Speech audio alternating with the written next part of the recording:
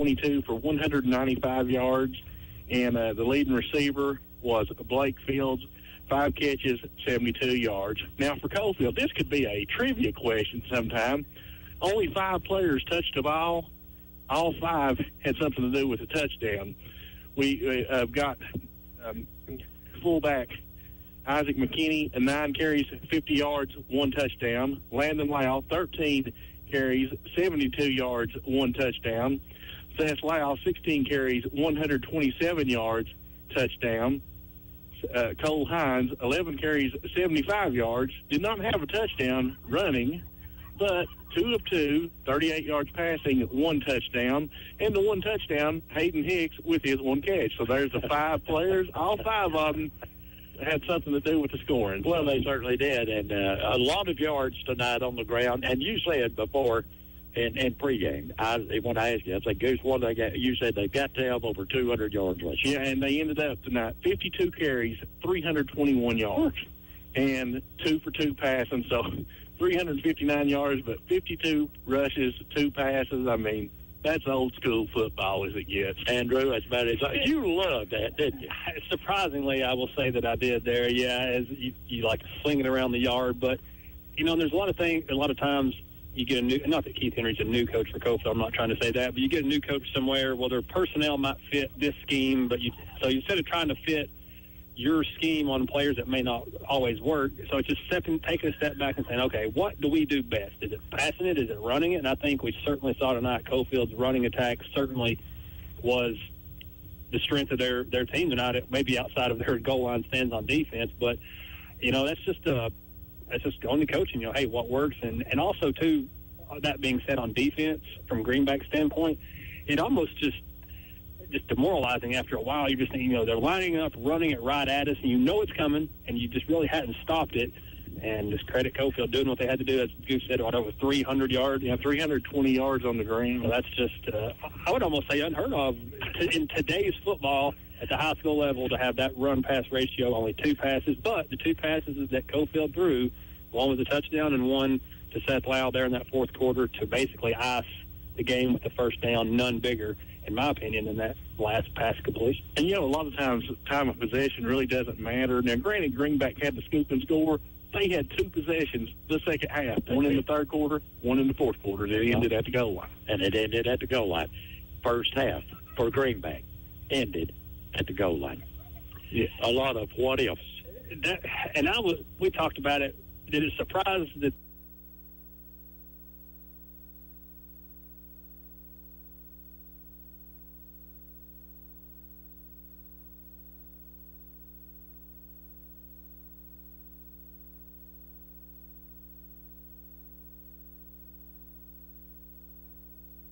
anything else?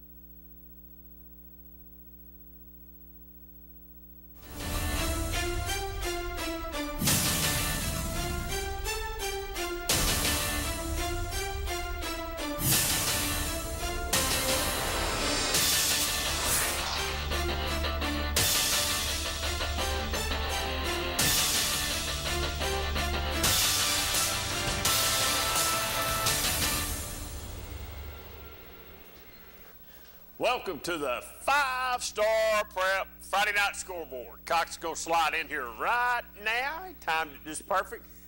Wow, all I can say is, wow, what a night. Playoff football is always exciting. Coalfield has to make a couple goal line stands to preserve a victory tonight against Greenback.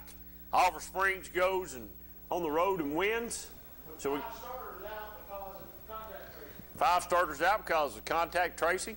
They'll go to Coalfield next Friday night to play Coalfield in the 3rd round of the TSSAA playoffs. And folks, same story, just a different year up at AC. Another 2nd round loss to Greenville. Wow, Oak Ridge wins tonight.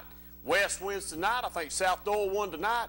I don't know if Central beat Halls or not. They did. He's telling me they did. Oh, yeah, Central beat. I knew Central was up at one point 28-14 or 28-something, I thought. Central's quarterback's playing good. He struggled early in the season, and they're starting to be able to run that football. Starting to be able to run that football? Yeah. So is it next week Central and South Doyle? Central, South Doyle play each other next week. Oak Ridge West, Greenville, Greenville, and Elizabethton.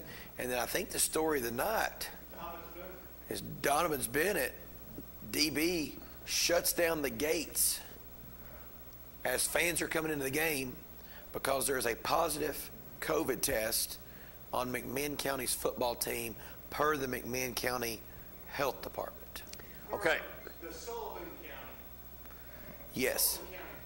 But Sullivan County shut it down due to the information they received from McMinn County. Then I've got a real big question then. Why was a young man, I'm assuming it's a young man, if he's a player, not a manager or a trainer or something like that, why was the person even allowed on the bus to go to the game? Why was he allowed? Why was anyone allowed to go on the bus with COVID, number one? That's really the question. Number two, if he has COVID and he's removed, why could the game not continue with I think by the remainder of the non-COVID players? I think by then you've got to everybody that's been around him's got to be contact traced out. So how many, if you rode on the bus, how many does that affect? 5, 10, 15, 20? A lot of story there that I think that we'll have to. Yeah, there's a lot behind that story that needs to be told. And the sad part is, I was told that there will not be a decision made until Monday. Yeah, that's what I'm hearing from TSSAA. So I say this. Let's say they make a decision to play that game Monday or Tuesday, and then the winner of that game's got to turn right around Friday night and go to Maryville. Man, I don't care who it is. I don't think it's fair. I mean, I'm sorry. I just don't think it's fair. With an organization as big they should have made that as the TSSAA, it's not a Monday through Friday job. No, right now it's not. I agree with you. And with the health department from both those counties being in charge, you think the 3 entities could get together, find out what happened, and make a ruling by sometime tomorrow or Sunday? I think the blame here goes to the McMinn County football team for if it's true. If it's true. Let me just clarify that. If it's true, it goes to the McMinn County head football coach, athletic director, principal, superintendent of schools there. It goes to those people why that player traveled with that team. If he had been tested, they didn't have the test result back. I question why they. I don't know how Sullivan County. I'd say from one health department to another, they called and said, you got to go tell them about it. Apparently, they must have tried and couldn't. I think it's one of these. McMinn County is disputing they did not have anyone there or anyone on their team with a COVID case. It's a big mess and false information. So therefore, DB has to be held responsible. Yeah, well, that makes a lot of sense. I mean, it answers a lot of our questions that we're asking right now. So it does make some sense that is the case. So, but how? Yeah, and the game will not be played next week, which we know that. But what we're saying is, you think an entity as big as the TSSAA and the two health departments could get together. Who gets the win then? I don't know. I mean, that's something they're going to have to deal with. I mean, that's something. Well, now, wait a minute. If McMinn County's able to play and Kingsport's everybody's able to play, why not just play the game tomorrow? Let's just suit up and play the game tomorrow and let's just get it over with. I don't know. I just know they said here the game will not be played next week, which I understand that because next week they got whoever Maryville's got to play somebody. That makes it even more shady. You wonder now if what you just got, if that information's right. That's confusing, man. That's just. The TWS Blaze one announced that there would be. Let's see who's on the air, man. Go ahead, caller. You're on the air. Okay, on that Kingsport game, from what I heard earlier from Mark Packer and that group, that the player was tested positive on Wednesday or Thursday. This morning he had another test done by a private doctor and tested not positive. So false positive. So that's the question, is the private test that he had done this morning that proved him that he didn't have it. Well, and I'll say this, all tests are private because he's under the age of 18, I would assume. Yeah, it's right stuff. Well, I guess what I'm having trouble swallowing right now is why they can't just go ahead and say, if everybody's good, let's just go ahead and play the game tomorrow afternoon at 12 o'clock or 1 o'clock or 6 o'clock as far as that, or 7 even. I don't understand. It's sad. It's a sad situation. Sad. For both sides right here, nobody's going to win. Well, what's sad about this, guys, is what if you give this game to Kingsport Dobbins Bennett? Yeah, do the fans get their money back? Fans get their money back? Hey, caller, appreciate the info, man. Not unless you got anything else. No, that's good. I'll listen to you. All right, thank you, man. Hey, appreciate you. Thank you very much. It's good that some people are listening out here trying to help us out, because I'm just about as confused as everybody else right now, and I just don't quite understand. I don't understand a lot of things about the TSSAA. It's just not meant for me to understand. It's confusing to me. I know we've had. Well, I understand they've got to make a ruling. I understand that too, but why could they not? Why are we not making the ruling right now? With the circumstances like they seem to be. Well, wait a minute. Let's make this. I could understand tonight. You made a comment. Why didn't they just take the kid out and let's play the game? Maybe they should have done that. Maybe it'd been okay if it's a false positive. We just go ahead and play. But did the health department from one area get involved with the health department in this area because they didn't know about the false positive? I mean, him being tested negative? I was on the Greenville sideline tonight for the fourth quarter only. Got there late. And I heard a staff member from the Greenville team say that the Sullivan County Health Department shut the gates, took the teams off the field. I've also talked to an official that had the game, said it was the most bizarre thing he's ever been a part of.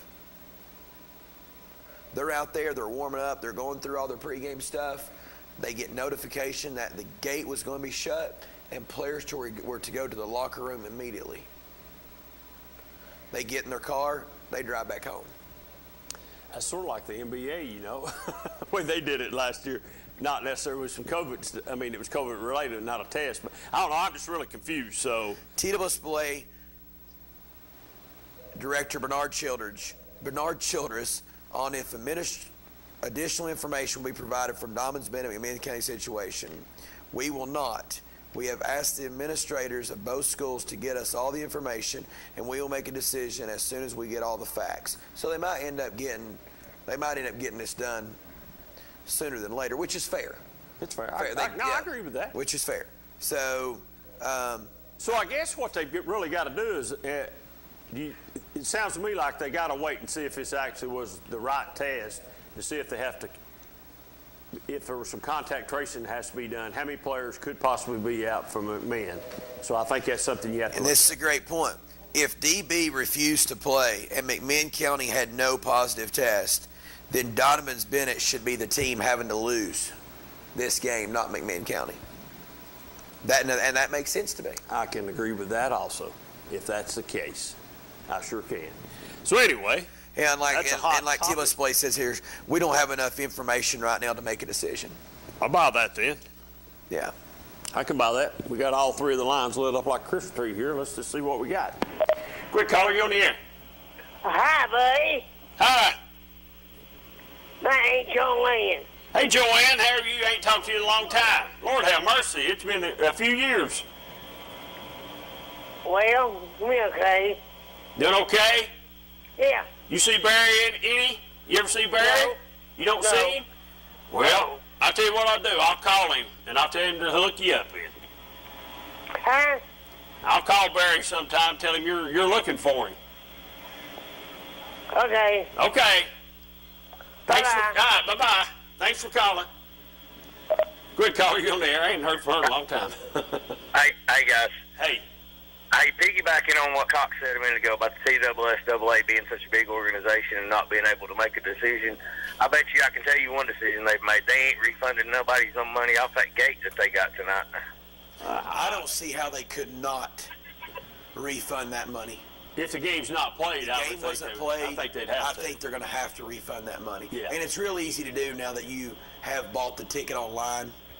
Yeah, that's an easy transaction. I understand what you're saying, but They get that $1.40 service charge. I guarantee you that. They might give you $7-8 back, but they're gonna keep their service charge on that, whatever it is. here's what's funny. I wonder if they end up having to pay the service charge at the end of the day because of, or if the team that canceled the game ends up having to pay that service charge. Because if it was me and Donovan Bennett canceled this game with false information, then DB's the one that should be paying that service charge. Yep.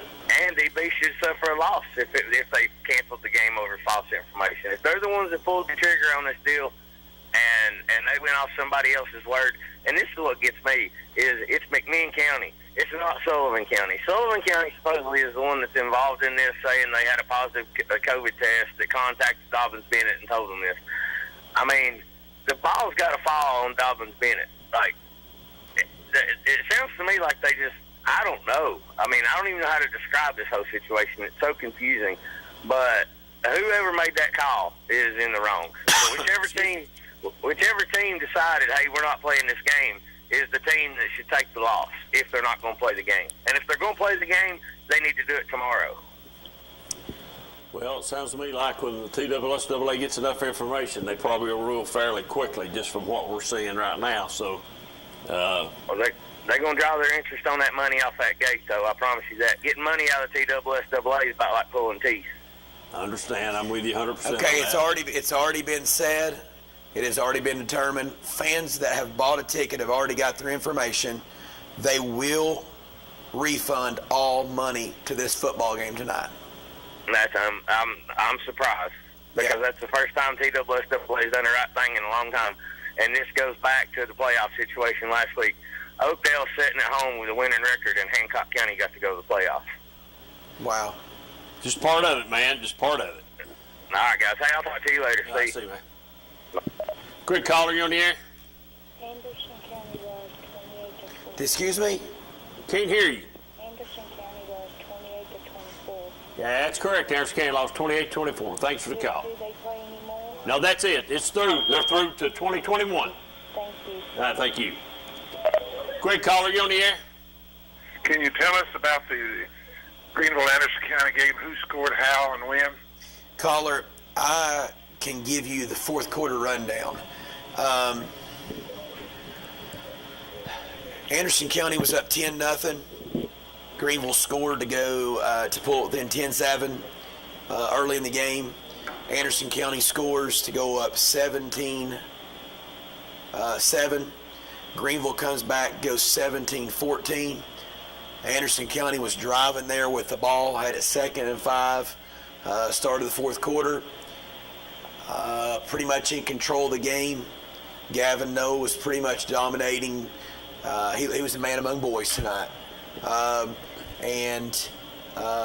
They throw 2 incomplete passes. One was dropped, one was incomplete. Greenville comes down and scores to go up 21-17. Anderson County comes back, throws an interception, gets a 4-and-out right away. Anderson County on the back of Gavin Noe goes down the field. They throw a quick out route, which Greenville's coaching staff was going nuts on a pick play. I mean, they were screaming pick play the whole time. Watch the pick play. And then they went nuts when they scored. You know, obviously they thought it was a pick play. So Anderson County goes up right there 24-21.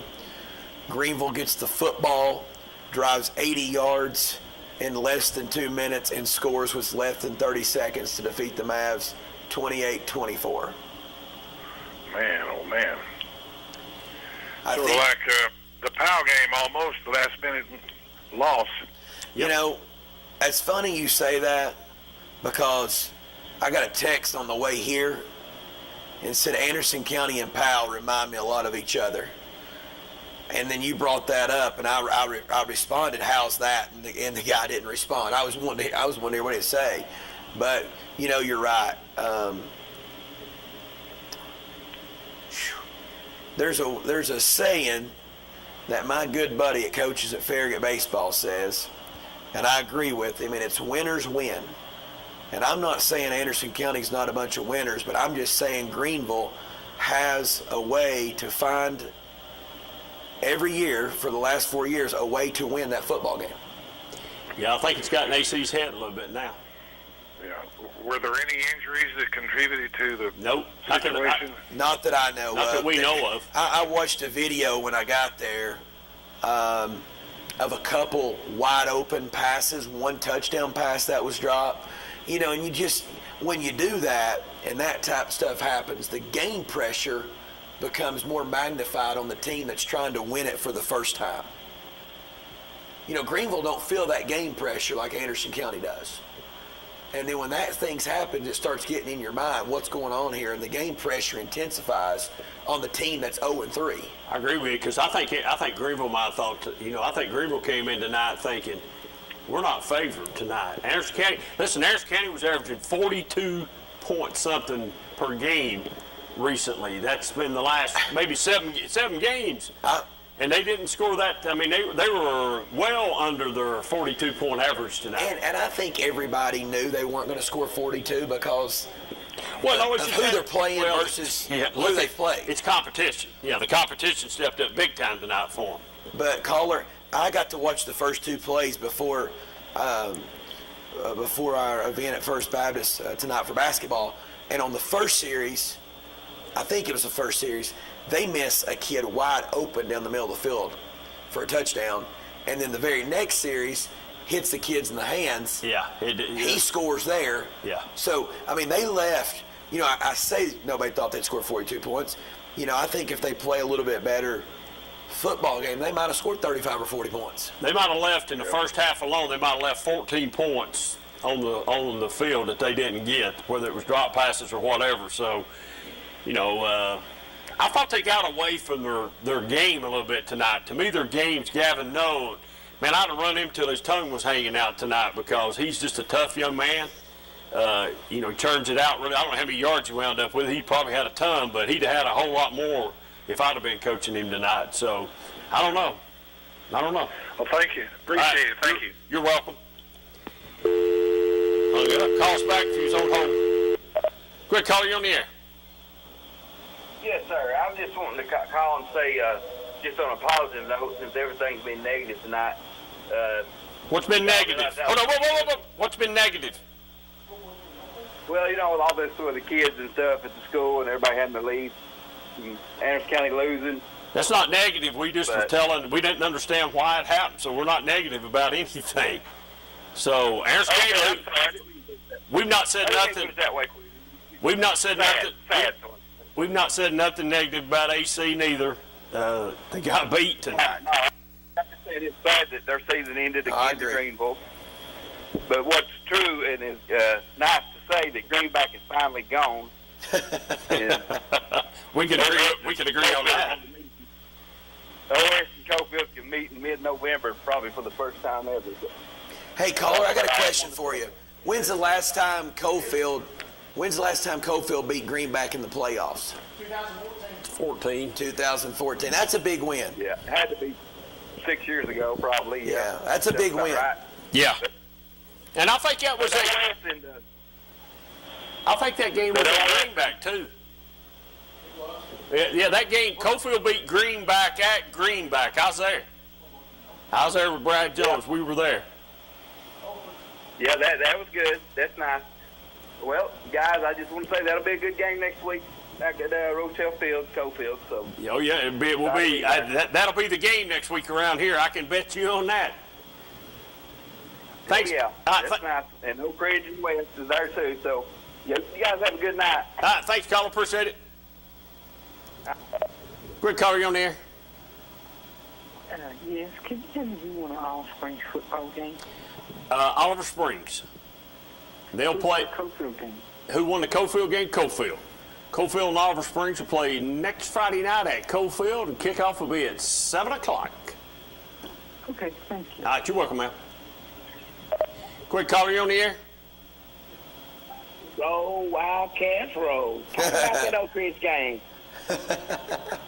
Yep. Big Wildcats win tonight. We predicted that last week when we left here. The Wildcats would win to meet West. That's what we thought. It'll be a good game next week. I really think this. I've been saying this for a while now. Oak Ridge playing good football right now. Don't be shocked. Don't be shocked what happens next week. Do you think Oak Ridge can beat West? I don't know if they can beat West, but I would think it'll be a little bit different game than it was earlier in the year. We'll see. We'll see, okay? Thank you. All right, you're welcome. Quick caller, you on the air. Hey, Coach Gaddis. Hey, how you doing? Doing good, Coach. How about them Wildcats? How about them Wildcats tonight, bud? Great defense. Great defense tonight. Listen, I ain't downplaying it. Yeah. Coach, you go to Ray County, have to go on the road, and you pitch a shutout to a team that's what? I think I heard them say on the radio they were 10-1. Yeah, they were 10-1, and really nobody had come close to shutting them out. So I'm really proud of our defense. We played a great game on defense. We talked the last couple of weeks that your defense has played pretty good all year long. I think you would agree with that. But you played a pretty good football game tonight, and then you talked about it earlier going to West next week. And I'm sure you've not looked at it yet, but I know you will. But I think it'll be a little bit different game this time than it was the last time. Well, the only way it's going to be different is if our offense gets untracked. Our defense played well enough to win last time at West, but offensively, we've got to take advantage of opportunities when presented. We didn't do that tonight as well as we need to. Last time we had negative yards rushing against West. We've got to play offensive football against West to have a chance to win, and our defense, I'm convinced, will put us in position to compete with West. It's going to be up to the offense to play better than we've been playing. Coach, what week did you all play West? Excuse me? What week did you all play West when you all played them earlier this season? West was week 5. That was our 5th game of the year. Okay. They beat us. In fact, when they beat us, we were 2-3, and we've won 7 in a row since then. We're playing a lot better, but we still have a long way to go offensively. Wasn't your running back hurt against West, Coach? I think he came back that game, but he's not 100%. Not 100%. That's right. I think that's right. Right. Well, I just want to say congratulations, and I'll listen to you tell us all about it Wednesday night, man. Hey, keep putting my picture up now. You're doing good. Hey, Coach, if you need somebody to ride the bus with you at some point, he's available. Yeah, I'm available. Listen, I watch every Wednesday night, so I know when you put my picture up there. Hey, if you'll put that Hannibal Lecter mask on, we'll let you ride the bus. I had a coach this Friday night tried to get me to ride the bus with him, but I wasn't going where he is going, okay? So I was afraid you'd call the coach and told him to leave me up there, so I wasn't going. But, hey, listen, seriously, congratulations, and we look to see what you do next week. All right, thank you. All right, see you, bud. Bye-bye. All right, Coach. Go ahead, caller. You're on the air. I just wanted to ask, how did the Pizza Plus League champions do tonight? Pizza Plus League champions. They got me. Who's that? Who is that? Is that Anderson County? I think it is Anderson County. And I hear that Ben Downs is he's done after this year since Greenville's beat him 4 years in a row. Any truth to these rumors? That's not true, caller. Ben Downs will be the principal. He'll probably be the superintendent soon. Hold on, I gotta go. I'm choking on pepperoni. Good day, guys. All right. Choking on a pepperoni. All right, let's take our first break of the night on that one. We got to take a break. We'll be right back just in a few minutes. Choking on a pepperoni. I've heard it all.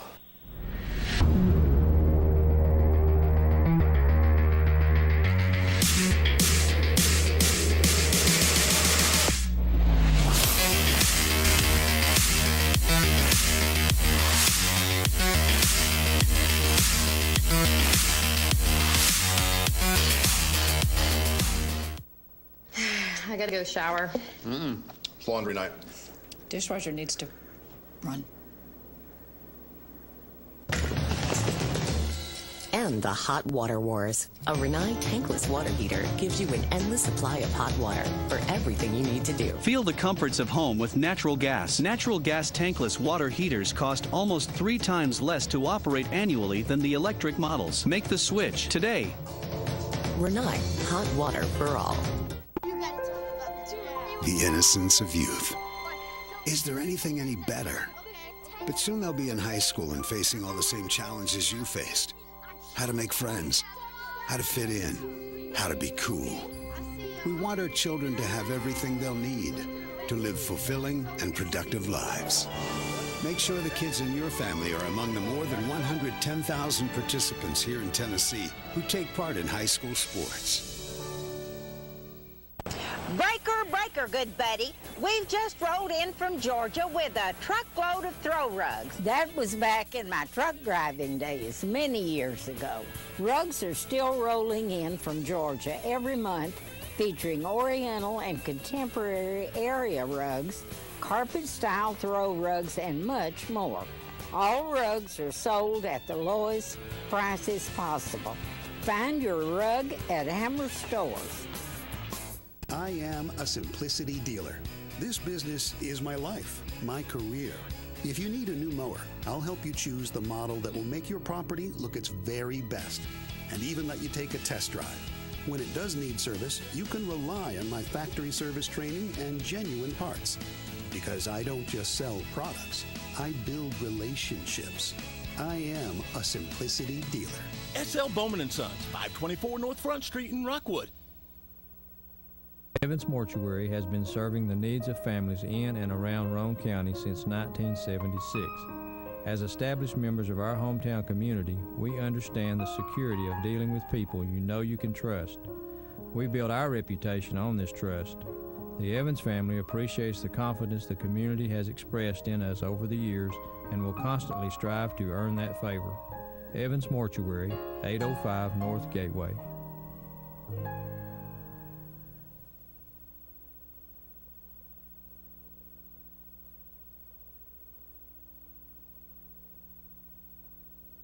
Five-star Preps Friday Night Scoreboard, 483-8112. Give us a call. We've been more than glad to talk to you. It's been sort of a little wild here at first, but just a quick rundown tonight. Oak Ridge in our area, Oak Ridge wins tonight. Oliver Springs wins tonight. Coalfield wins tonight.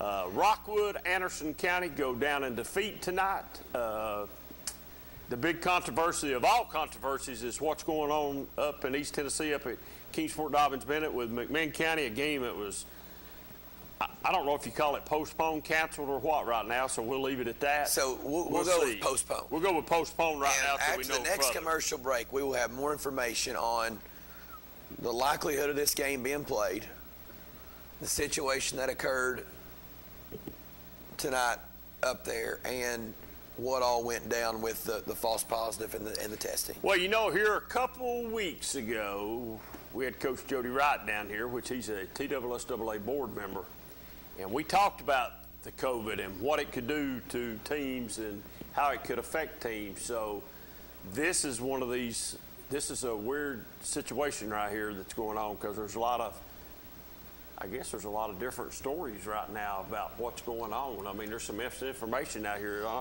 You don't really know what's true and what's not. We'll get more information. We'll get more information. We know people that were there. We will, but what I really wanted to talk to you, have you talked to Jesse? Is he sick that they fired his coach? You know, as Jesse says, when you get hired by a certain school off Oak Ridge Highway, eventually you're going to get let go by that school. But that's his favorite coach, wasn't it? That's his boy. That's his boy, isn't he? They fired some good people over there in their time. I heard that, yeah. Well, okay. I'm just being honest. I'll be honest, then. I mean, so that's a pretty good football coach.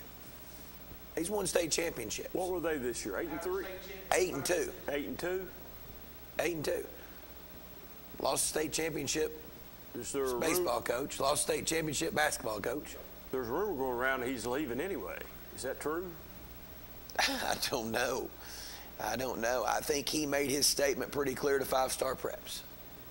I hadn't seen it. What did he make, Ken? Tell it. He was asked to leave immediately, and his contract was terminated. So that tells you right there the man did not feel like he got a very fair shake. So teaching-wise and everything, he's gone. I'm just going by what the comment was in 5-Star Well, that's what it Preps. sounds like to me. That's what it sounds like to me. Yeah. I would say his contract was a lot more than just coaching football.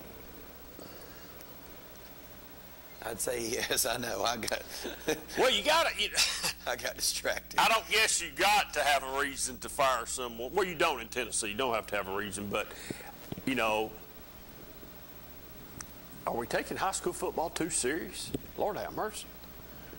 I mean, that's all I got to say. I don't know. Greg Collier, you on the air. Yeah, guys. I heard Oliver Springs had several players out tonight due to the COVID thing, maybe the contact. And 5 of them was key starters. I know Gavin Hill and Tyler Mance were both out, and they still found a way to win, but I don't know how long these guys will have to be out. You know, next week they got Coalfield, so that'd really hurt them. They could have to be out up to 14 days. Yeah, I don't know all the circumstances there, and maybe Coach Green will call in. I would love for Coach Green to call in. We're going to try to get him on the show. But I wonder if those kids all go get pot tested after the contract tasting starts and it's negative, are they allowed to come back and play after a certain period of time? I don't know. That's a good question. Is that health department related? Because I don't think Tillis Blaine makes that. It could be a school. It could be just a school policy on some things here. So I don't know what the school policy is. So I say school. I'm talking about what central office has put out as policy for Morgan County. I mean, for Roane County schools for Oliver Springs. I wonder how many schools are going to cancel the entire week of Thanksgiving now.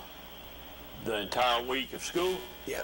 Our school, Clinton City's out the whole week anyway. Are they? And Anderson County is too. Are they? Yeah. See, I could just, that makes sense to me. Yeah. Go ahead and take the whole week off. Yeah, whether it was COVID or not, that's the way it's always been. Get everything disinfected, clean, come back the week after. Yeah, if you're able to, yeah.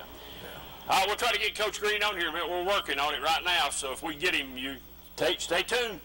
I will, and I was going to tell you that Loudon was way up on, I believe it's Upperman. Yeah, they won. It's a final. It's a final, yeah. Okay. Thanks. Thanks, man. So, you know, whatever Roane County school policy is as far as contact tracing and all that, every school's got policies going on right now with it. So school-based, not health department? Well, yeah. Or they work together? Yeah, they're probably working together. Okay. Probably work together. I would think that they work together. But you still got to, you know, you got to go out and do what one or the other has got set forward. So gotcha. So that's interesting for Oliver Springs to go with 5 guys down tonight and still pull off the win. You know, there's a lot of people who didn't think Oliver Springs could go up there and win. They must have played pretty good football tonight to pull that win out with 5. He's got signal, so grab that call real quick while He's got no signal? He just got it. So. Okay. Quick caller, you're on the air. So what exactly happened with Dobbins Bennett in McMinn County? We will have you a full We'll have your report report after our next commercial break. All we know is it got postponed right now.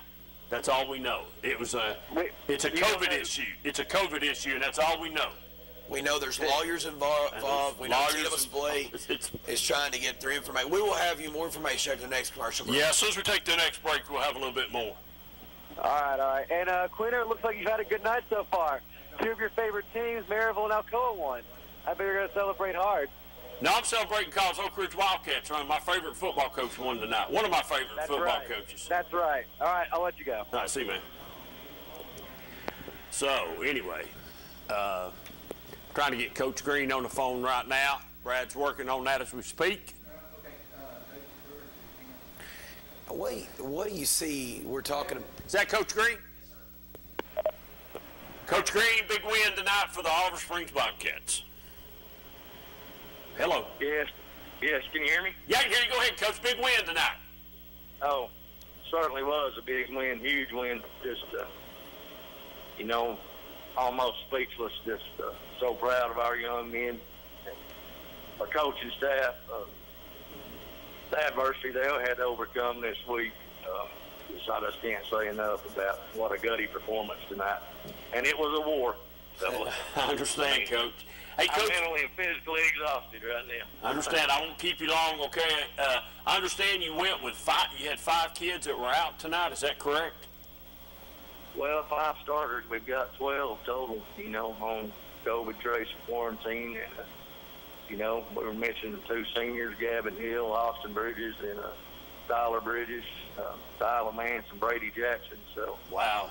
But we just had some kids that stepped up, and Now, Coach, go ahead. Here's the $50,000 question: when will those young men be back? When will they be eligible to come back? Next Friday morning. Next Friday morning. I'm with you. Next Friday morning. Who stood out tonight for you, Coach? Right quick, tell us. Well, just, the guys that had to fill in. We had to move some guys around.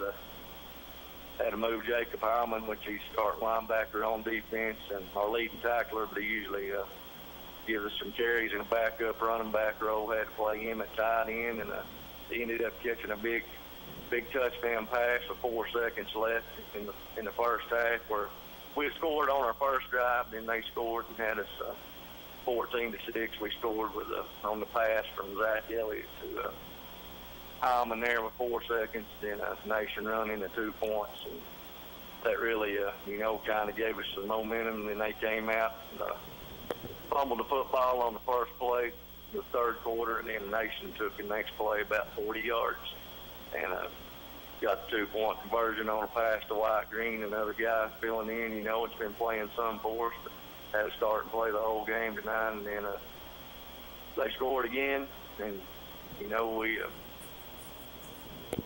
kept them out of the end zone there at the end. Our defense, done a great job. And Jacob Heilman again had to punt tonight. Tyler Mance is our punter and kicker, which was out, and he pinned them down there with a couple of coffin corner kicks there and pinned them inside the 10. And then there in the fourth quarter, he kicked one down there, and we were able to down it at about the 1-foot line, and got a safety on the next play. And got out of there with a win, man. I heard that, Coach. Well, I just want to say yes, that's a gutty performance by your football team, and I think that reflects a lot on you and your coaching staff of what type of job you guys are doing down in Oliver Springs, and I wouldn't expect anything any different. All I'll say is congratulations, get home safe, and maybe we'll talk to you next Friday night after another win. Well, I sure hope so. Thank okay. you. All right, buddy. See you, Coach. See you. That's Coach Green. Go ahead, caller. You're on the air. Hey, guys. I'd like to talk about Anderson County for a second. Okay, go ahead. As everybody knows, they got Powell and South Dual, and that's their 2 tough games. Every other game on their schedule is a cakewalk. Do you think the lack of competition is hurting them when it comes to a game like Greenville in the playoffs? The only thing that I've said about it this year is I thought what would hurt Anderson County tonight more than anything, and Cox can disagree with me if he wants to, I think they've not played a lot of their kids in the third and fourth quarter a lot this year, and I think that hampers you right there when you have to start playing them, when you have to start playing 4 quarters. I don't know. I watched a team not play their starters past halftime and win 3 straight state championships. Okay. But so that's different. That answers that question maybe then. So I think you can win with not playing for 4 quarters. Okay. But go ahead. No, that's all I was wondering. Caller, here's what I'll say to that. I have been very fortunate to coach with a gentleman who has won multiple state championships. Mm-hmm. And the one thing that we never talked about at any point in time was winning and losing. We never talked about it. Because if you improve on your craft and you improve on a daily basis, everything sort of takes care of itself, because every day you bring your lunch pail, you go to work, and you get better. Right. You can't get caught up in what you're ranked and 3-peating and 4-peating and region championships and district. That stuff doesn't matter when it comes time to win a postseason game of any sport, any sport. So I think, it's one of those things. The record in the regular season doesn't matter, because you got to be able to win in the postseason when it matters the most.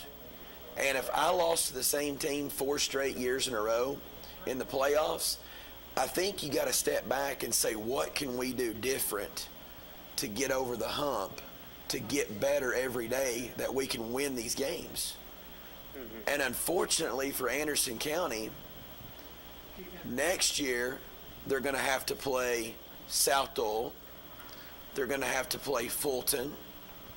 They're going to have to play some more, better competition in the region, which I think can help them in the long run. But they still are going to have to get over that mental hurdle of Greenville. I got a text from a guy that asked me, do you think Anderson County will win the game? This was on Wednesday. My response was, Anderson County's a better football team. His response back was, Greenville's like Maryville. They win more than they lose, and I'm scared we can't beat them. So that's even a mindset of the fan. Did you go into that game tonight thinking Anderson County was going to win, or did you go into that game not hoping they were going to win? Because I thought they were going to win. I thought they would win. I thought this would be the year. And honestly, I thought they should have won pretty handily, but, How many touchdowns do you think they left on the field tonight? Oh, shoot, at least 3. At least 3, and they were early in the game. I mean, they could have went up 20 points or so. I said 2. Yeah, we said 2, so 3. Either way you look at it. Hey, if you look at the loss to Powell, how many points were left on the field that night from your field goal kicker and your place kicker? I mean, just being honest. Yeah, there was 9 points. Yep. Well, here's what I said about the Anderson County Greenville, and I said this last week, and I've been saying it for weeks. Not just about Anderson County, but I said the same thing about Loudon. Until you can beat Greenville, I'm picking Greenville, because you got to prove to me you can beat them, because you ain't beat them 3 years in a row, so now it's 4 years in a row. So, I mean, that's just how I felt about it. And you got to prove that you can beat those teams. I think if this was a blue-white game tonight, and neither team had anything on their chest, I think the home team wins that football tonight by 14 points. Yeah. I mean, I'm being honest. I was over there watching that football game. We keep up with it. You talk to a lot of people that watch both teams. I felt like that Greenville was the better team. Now, I'll say this before we go to Coach Green. Anderson County scores a touchdown. The Greenville coach got in front of his team and said, guys, we have not lost. We will not lose. No, you can win, because they don't. I don't know who the coach was, but that was his comment. So they were playing that card all week. Yeah, playing that card all week. They were playing that card. Hey, Carl, we appreciate your call here. We got to get Coach Henry on. Thank you. Thanks, guys. All right, thanks. Coach Henry, a big win tonight for the Coalfield Yellow Jackets. Defense. Yes, sir. Yes, it was a great win, a classic win. Our defense stepped up, and did a great job. Had 2 goal line stands, 2 in the same game. That may be a first that I can remember in 30-something years. But they really did. They did a great job. First of all, give Greenback a lot of credit. You got a good football team. They're well coached. Everybody knows that. They, got a lot of wins and been in the state championship game a bunch of times, and they've improved a lot over the year this year. And give those guys a lot of credit. We knew we'd get their best effort, and their kids played hard.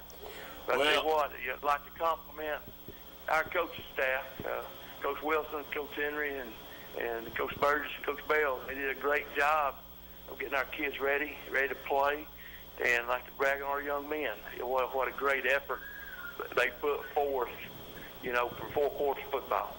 And, we made a couple mistakes along the way, but they didn't give in or let it bother them. We just kept playing and made some good things happen. Yeah, Coach, sounds to me like your defense really shined tonight, and you held on there. That's all that really matters. It don't matter how you win as long as you win right now. That's the name of the game, is win and advance. So next week you got a team. They got to travel a long ways to come to your place. Do you think that's a disadvantage to them having to travel all that, 5 miles? 5 miles. Can you believe in that? Yeah, that's right. What an old rivalry that is, for everybody from Oliver Springs and Coalfield. Old-time rival, and, 5 miles apart, and played once a year and get to play again, in the quarterfinals. I mean, what more excitement and can you ask for? Yeah, you can't ask for too much more, Coach. Did anybody really, and I know it sounds to me like your whole team really played well, especially on the defensive side of the ball. Now, that's why I opened up with my comments. Is there anybody that just really stood out tonight that you want to recognize? We just love and appreciate the whole team. I mean, there were a lot of standouts by everybody. When it was their time to be called upon, they answered the call. All right, Coach. Go ahead. I'm sorry. No, just want, just so thankful for the team unity we have, and how they play so hard and never quit. And it's just been a good year. They fought hard to be not expected to be very good. And I don't know how good we are. I'm not saying that, but to be a young football team with 3 starters back on one side of the ball and 2 on the other, and not great expectations for them. They've really worked hard to get where they're at. I think that speaks highly to your coaching staff, too. But one last final question. Did you wear shorts tonight? How'd you know? I just wanted to ask, man. Hey, you just let me know when you start that betting or something, and hey, go out and make some money in Vegas. I heard that, buddy. All right, hey, Coach, congratulations on the big win tonight. Hope to get to talk to you next Friday night. I hope so. All right, Thanks see you, a lot. Coach. All right, Y'all have a good one. All right, see you. Quick caller, you on the air. Sounds like it's going to be a knockdown drag out at Coalfield next Friday night. Yeah, I've already said that's a game to go to next week. We going? I don't know. We need to. Why not? It's a place to go, man. It's a wild place. I had a buddy that was going to go this Friday night, but the guy hit in the eye with a golf ball, couldn't pull it off. Maybe we can go next Friday. I heard that. So is there anywhere good? How many people are going to allow out there? I don't know how many people. Brad might be able to tell us. You know how many they allowed in the game tonight, Brad? They can sell 800 tickets. 800. Did they sell out? Here's what's get there early next Friday night, won't it? Yeah, man, have to get there early. Well, you got to do that anyway, no matter what. Whether it's selling 800 or 1,000, you got to get there early. You know something that surprised me, both caller? of us beat Greenback. Yeah, they have. It's surprising me, caller, how many of these schools did not sell out tickets tonight. Coalfield, Greenback, huge game, didn't sell out. Greenville, Anderson County, didn't sell out. Wow. Okay. I mean, I would love to hear, if anybody else knows. I would assume that Oak Ridge, Ray County didn't sell out. No, I heard David Clary say it wasn't he talked like it wasn't a very big crowd. A good crowd from Oak Ridge, not a very big crowd. South Door Crockett didn't sell out. No, it didn't sell out. Central How Halls, many's allowed to blanket chip field? I don't have. That game was on the road. That game was Oak Ridge played on the road tonight. I don't have any getting blanket chip. I've never asked Coach that same question. If Anderson County can sell 2,000 at third capacity, I would say they could sell close to 3 or 4 over here. Yeah, probably. So West plays Oak Ridge at Oak Ridge. No, right? at West. Oh, they got it West. It's at West. Yeah, Oak Ridge don't play home again. Maybe they win. If they win, do they? Seats odd. So the 2 and the 4. Their region 3, so no, they would travel. Now they're going to travel the rest of the way, so they're gone. Yeah. All right, appreciate it, caller. All right, see you now. All right, see you. All right, let's jump out and take another break. We'll see what we can find about what's going up at Kingsport and Dobbins Bend. We'll be right back here in just a couple minutes. 1952. That's the year Hammers opened the first store in East Tennessee. Now there are 5 stores, and there's always something new. Like in Hammers' popular ladies' boutique department, you'll find the lowest price possible on new arrivals every week. Find similar deals in the men's department and the expanded rug department. Plus, special purchases always offer surprise savings. You never know what you'll find next at Hammers. Evans Mortuary has been serving the needs of families in and around Roane County since 1976. As established members of our hometown community, we understand the security of dealing with people you know you can trust. We build our reputation on this trust. The Evans family appreciates the confidence the community has expressed in us over the years and will constantly strive to earn that favor. Evans Mortuary, 805 North Gateway. I gotta go shower. It's laundry night. Dishwasher needs to run. And the hot water wars. A Renai tankless water heater gives you an endless supply of hot water for everything you need to do. Feel the comforts of home with natural gas. Natural gas tankless water heaters cost almost 3 times less to operate annually than the electric models. Make the switch today. Renai, hot water for all. Make this spring all about enjoying the experience. When you ride on your new Ferris commercial mower featuring patented suspension technology, you'll have more than freshly manicured grass. You'll experience productivity and comfort like never before. And because you won't be slowing down for those rough spots, you'll mow more lawn in less time. Ferris, experience suspension. Your local Ferris dealer is S.L. Bowman & Sons, 524 North Front Street in Rockwood. Call 865-354-0600.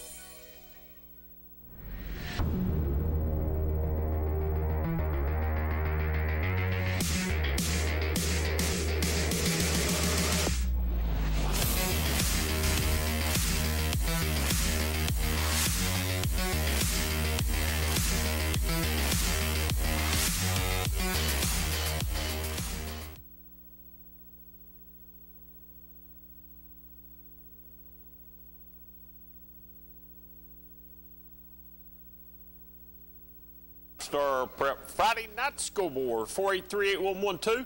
I don't know that we've decided about next week yet. Are we coming back next week, guys? Does anybody know?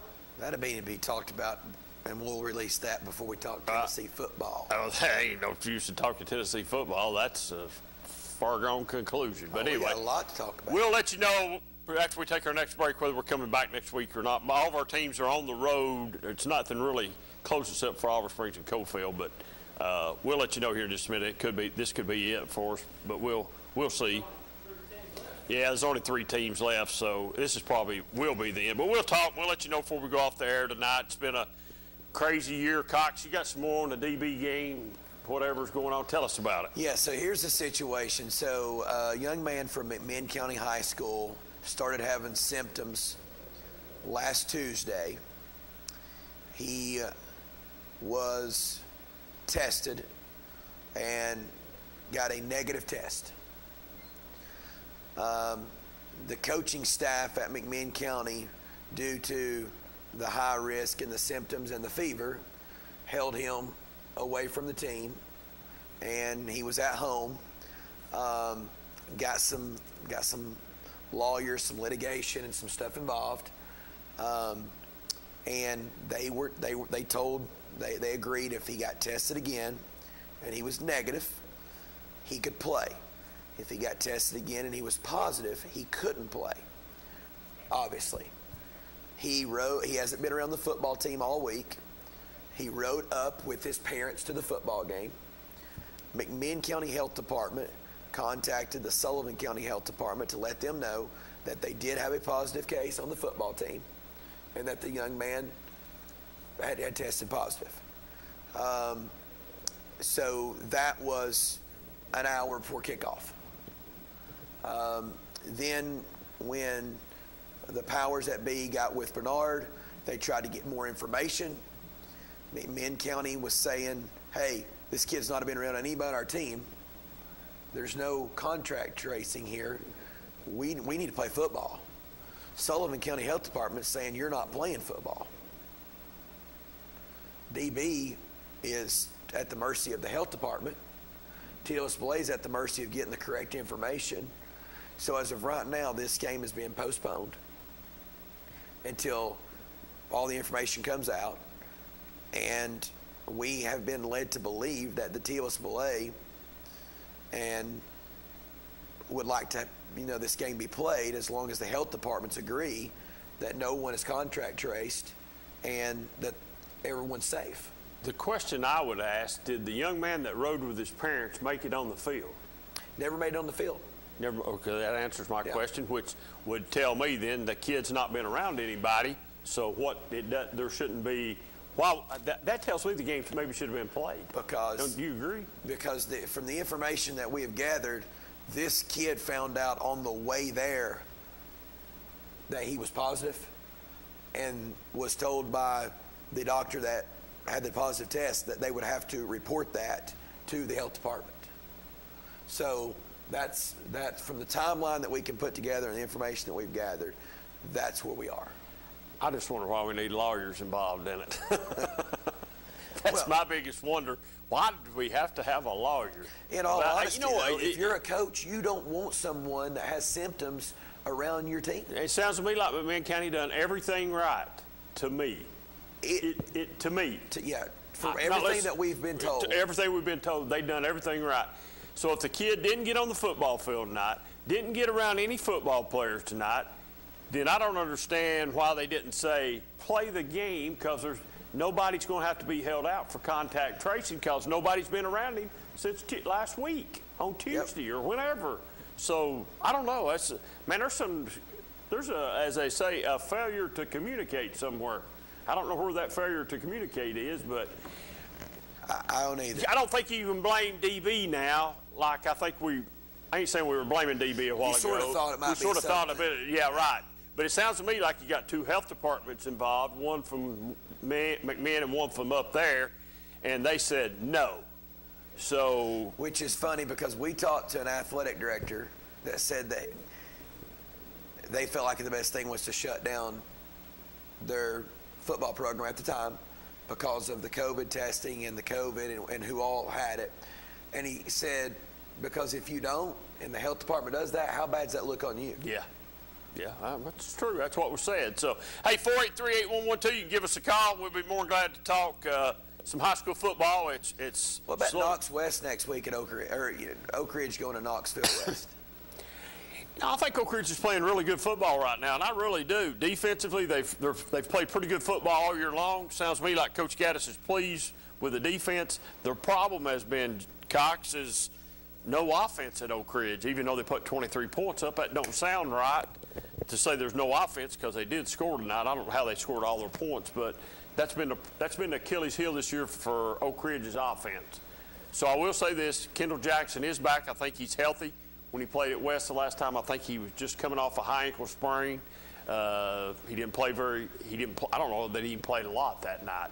So do you think? I don't know if Oak Ridge can beat West or not. I think it'll be a little bit different. I would think it's just going to be a little bit different game. But listen, West they're high-powered, man. It's high octane there. Well, I'll say this. I'm not sure West can beat you by throwing the football. I've watched enough West football. You weren't impressed with West early on. No, I wasn't. You're right. I didn't get impressed with them. And I still say that if Oak Ridge can do what Coach Gaddis talks about all the time, run the football and stop the other team from running the football, he's got a chance to go over there and win. If he can't stop the run over there, they're in trouble. Yeah. Well, I think it's going to be if Oak Ridge how many possessions Oak Ridge gets and how many chances they get to score. I think, West is top team. If they decide to run on you and you're not stopping it, then it's a one-sided affair. But the team I've not really been impressed with all year long is Central, and you opened up with your comments tonight was, Central has not played very well, and now the quarterbacks got hot and they're starting to play well. And really, just to be honest with you, you want to get to the playoffs, and you really won't be playing well right now in the playoffs because this is what it's all about right here. It ain't about what happened the first 10 games. As long as you made it in the playoffs, that's all that was about. Coalfield sold 647. 647 tonight on tickets at Coalfield. They'll sell 800 next week. They'll sell 800 next week. Yeah, they will. But here's what I'll say. The winner of West Oak Ridge will play for a gold ball. winner of West Oak Ridge. So you don't think the teams coming from the other region, being Central and South Dole, has a chance against Oak Ridge or West, either one? I don't. Okay. I don't. And the reason I say that, I've watched both of those teams play in person, and neither one of those two teams look like they're good enough to beat West. Okay. They just don't. Let's grab this call right quick. Quick caller, you're on the air.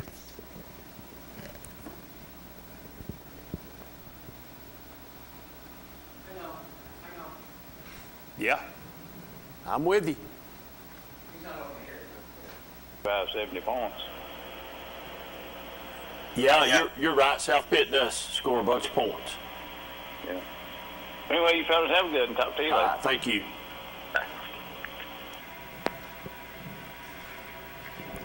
Well, with that being said, 483-8112, give us a call. So if you were picking right now, who would you pick next week, West or Oak Ridge? I'm going to take Wildcats. I just am. I think Oak Ridge is, I think they're right. West is ripe for the picking for them. I think they overlook them a little bit. I would like to see Oak Ridge win. Heard that. I just don't know. I don't know. Well, let me back up and say this. I think Oak Ridge will have to play the best football game they've played all year long to win that game. Offensively, defensively, no turnovers, disciplined football, no penalties. That's hard to do in high school. And let's just go back to the Anderson County Greenville tonight. Man, if I would have been calling that game tonight on the air with whoever, I would have been on me some officials, because in the first half alone, there probably was 20 flags, if not more. I've never seen. Anderson County got called for false starts, apparently because the offensive line would look to the play call.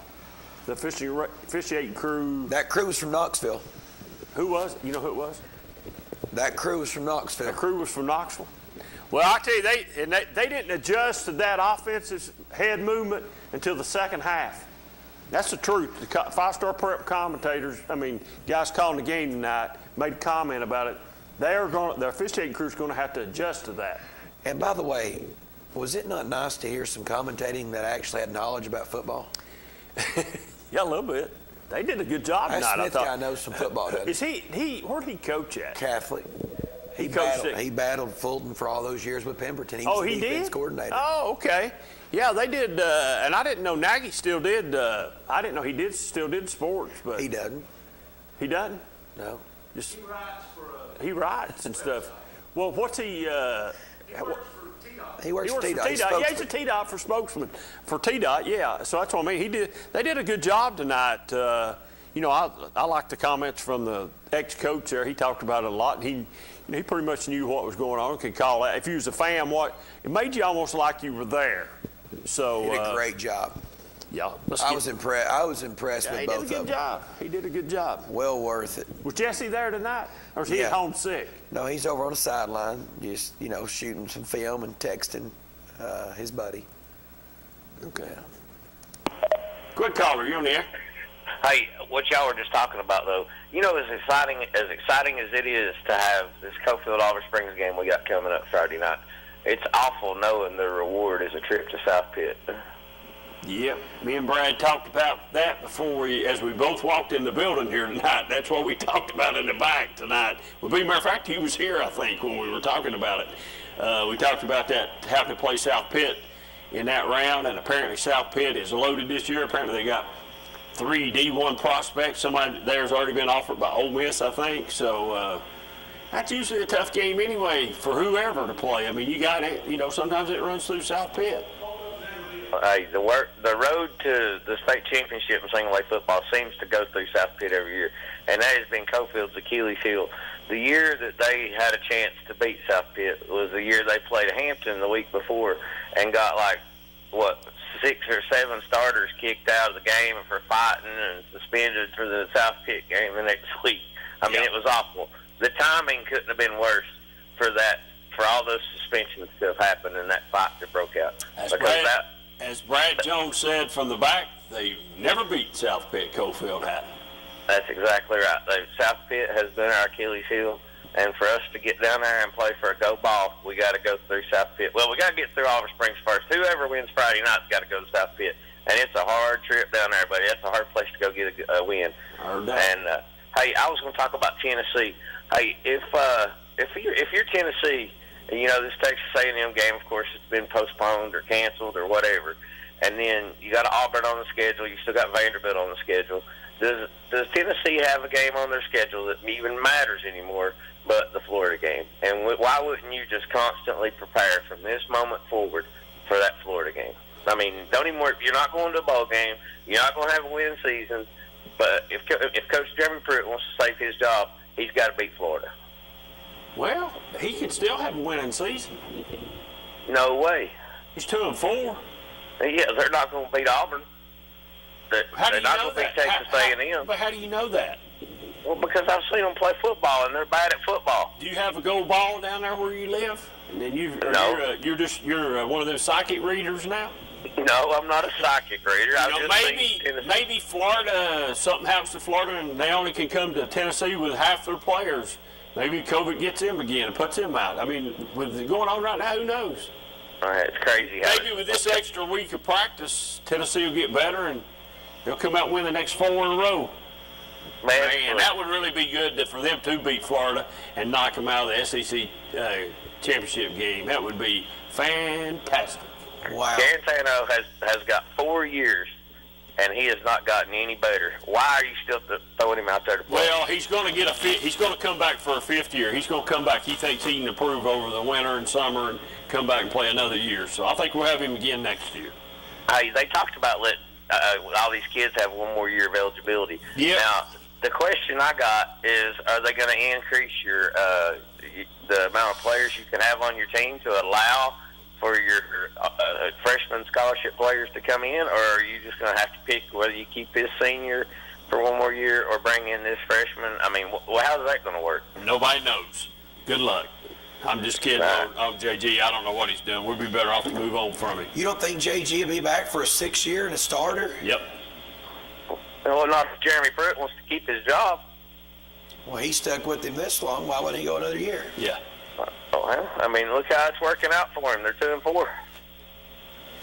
You think that's JG, or do you think that's Chaney? Both. And then Chaney wouldn't take less money today. And Chris Winkie probably needs to go too. You didn't know about that? No, I didn't know about that. They asked the football staff to all take a pay cut, and the only 2 that said yes was T. Martin and Jay Graham. Well, they both love the program. Y'all didn't know that? No, I didn't know that. I didn't know that either. I didn't know that. They sent out, Phil Fulmer sends out an email to everyone on the football staff. Whoa, now. Is that me? I don't know. It was somebody. Sends out an email yesterday to the football staff, and they ask them to take a pay cut due to income, the situation they're in, and, less money being less revenue. And the only 2 that told Phil. He dropped out. That was him. He dropped out. Go ahead. The only 2 that told Phil they would take a pay cut for the year was Jay Graham and T. Martin. Chris Winkie, couple defensive coaches, and Chaney refused the pay cut. Yeah, they might know that. Hold on. I disagree. That shows me that this staff has another year, regardless. Well, I've been saying all along, and I said this morning. I think I said this morning on WYSH. I don't think you're going to fire Pruitt anyway, or there's any of his staff, for the simple reason because the money situation this year. So I think your problem is money. You can't afford to. I would think they said Philip Fulmer was blindsided by the defensive line coach getting fired, and wasn't too pleased about that. So I don't know. I didn't know that. Does that surprise me? But to answer your question, I really think the problem is Chaney. I really do. I don't think him and Pruitt. I think there's some egos. Look, I don't think they get along. But look back. Well, why did he hire him in? Chaney put Georgia in the situation they're in. If you think about it. Yeah. If he plays Justin Fields instead of Fromm, Justin Fields a Bulldog right now, and they probably would make the playoffs. I don't know who could beat Georgia with Justin Fields at quarterback. I can agree with that. I hadn't really thought of it that way. That's a good. They're out there playing with a quarterback that couldn't make a Division I team 2 years ago. That's true. Yeah, their Achilles heel at Georgia right now is the quarterback situation. And they had Justin Fields on campus. Yeah, and just he thought Fromm was better. So I don't know. It's weird. I'll tell you, I'm gonna make a comment here, just to give a kid a shout out.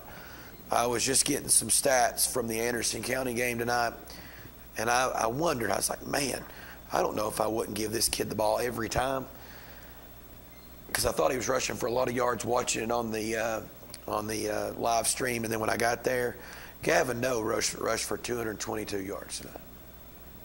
Yeah, but he might have should have rushed for 322 yards tonight. They didn't give him the ball enough, I don't think. I think Harris County got away from their game plan tonight maybe a little bit. Not a panic, just a little bit. But how do you get away from your game plan when you were up most of the game? Well, I think they were so desperate to try to put the foot on the when you try to put the foot on the gas sometimes. Average 6.9 yards a carry. Yeah, he was hauling them out. But now your guys, once again, that was doing the game, made a little comment that they thought he was a little gimpy in the second half, that he was running with a little hitch, maybe a little like I'll tell you what, in the fourth quarter on that last drive, he didn't. I don't know what was wrong with him or what was not wrong with him, but he was screaming by his actions, "Give me the rock." I mean, it was 5 and 6 yards a carry, and it wasn't like there wasn't contact at the line of scrimmage every time. I mean, he runs so hard. Well, it's hard to. He gets going sideways somehow and gets his body turned. He's got good balance. He's a good hard runner, and he's hard to bring down. You're just not going to bring him. You got to put a lick on him to get him down. I mean, you can't. You want to arm tackle him and play that type of game. He's going to get 6-7 yards before you get some help there. You might slow him down, but he's already got to 6 or 7 yards before he's slowed down. So, I don't know. Let's see who this call. This might be everybody calling back. Go ahead, caller. You're on there. I want to go to Cox's question. Whose fault? Who's to blame? Cheney or JG? I'd say Georgia fans say Cheney, because without Cheney, they've got Justin Fields right now. I say I'll agree with the previous caller. Whoever said it, I think it's both. At this point, 99.9% of all of the Tennessee fan base is tired of JG. It's quite obvious they are scared to call anything downfield with him at quarterback. And if they're scared to call anything downfield, then why is he out there? Put someone else in. Well, I tell you why I think he's out there still. He's out there because they don't want to put Harrison Bailey in, have the same thing happen to him that happened to JG, getting pounded in the ground. That's what I think. Well, here's another thing. A lot of people are blaming Cheney, but a lot of people are forgetting this. JG has been awful way before Cheney, and we're going to blame someone else for JG. Come on, at some point, when are we just going to cut the dead meat? He's not good. He's a fifth-year senior.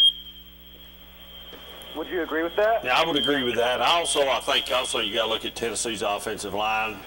Overrated, big time overrated this year. Not very good.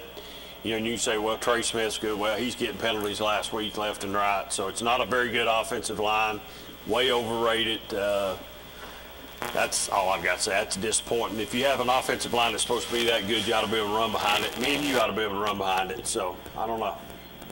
Anyway, but I think you've got a offensive coordinator and a head coach. You probably don't see eye to eye on philosophy, and I think you've got a quarterback that has proved to everyone that he's not an upper tier SEC quarterback. Well, you can't have this both ways, though. You can't pound the rock and be explosive, because to be explosive, you've got to throw the ball some. Yeah, but all those teams that can throw the football, you look back at the Oregons and the Alabamas and these teams that score 40 and 50 points a game, even back in Oregon when it was the fun and gun, they'd run it for 8 yards. I understand that, but Pruitt will get on Chaney that we're doing this, but we need to be more explosive. And then he gets on him for doing it. So you can't have it both ways. Seems predictable, doesn't it? It seems, it does seem predictable. That's what I'm saying. It's just not. I don't know.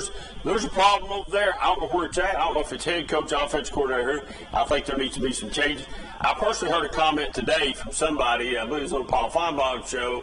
Made the comment: why has Tennessee not fired their defensive coordinator and Pruitt took over the whole defense period? And let Ansley coach the defensive line or whatever. You don't think Jeremy Pruitt's DC?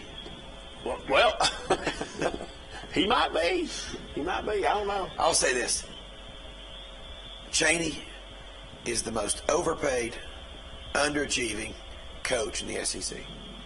There you have it, Colin. You know what? A lot of people can agree with that, but I'm still sticking with JG is the problem. It's both of them, but I'm leaning more toward JG just because he's had 3 to 4 coordinators over the last 5, 6, 10 years he's been here. So if you're the OC and you know the kid can't do it, then why did you not go to a different quarterback over fall camp?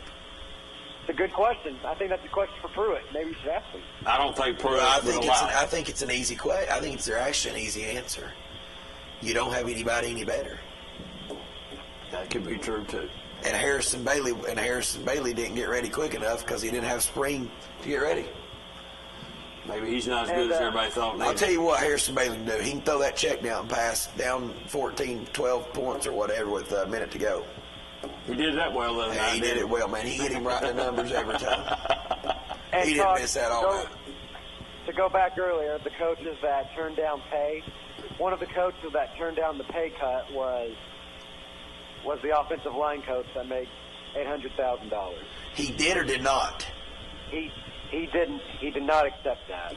Yeah, the only 2 people that did is Jay Graham and T. Martin. Yeah. 2 Tennessee guys. So, well, JG's the problem. I'm sticking with that. It's both of them, but I'm leaning more JG. He's been here for 5 years now. He hasn't been good since. He'll be back for his 6th year, buddy. Get ready. Get ready. Oh, yeah. I'm getting ready. Yeah.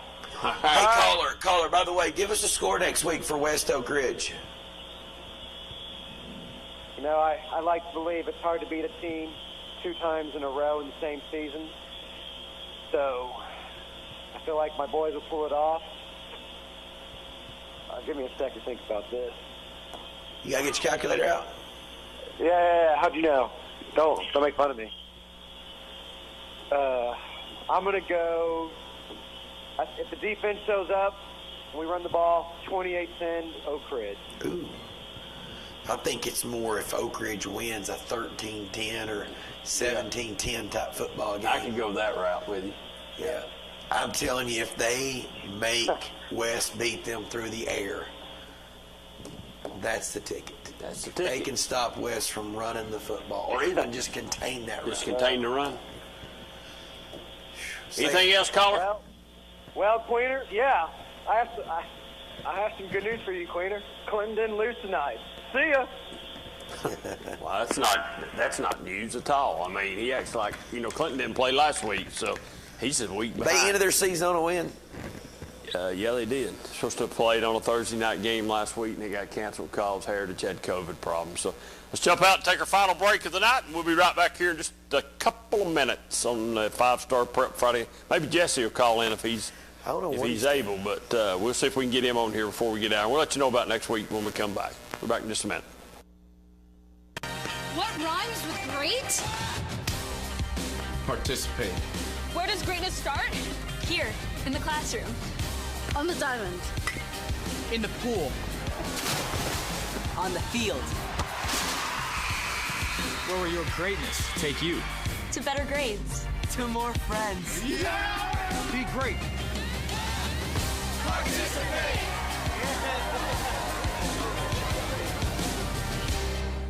Evans Mortuary has been serving the needs of families in and around Roane County since 1976.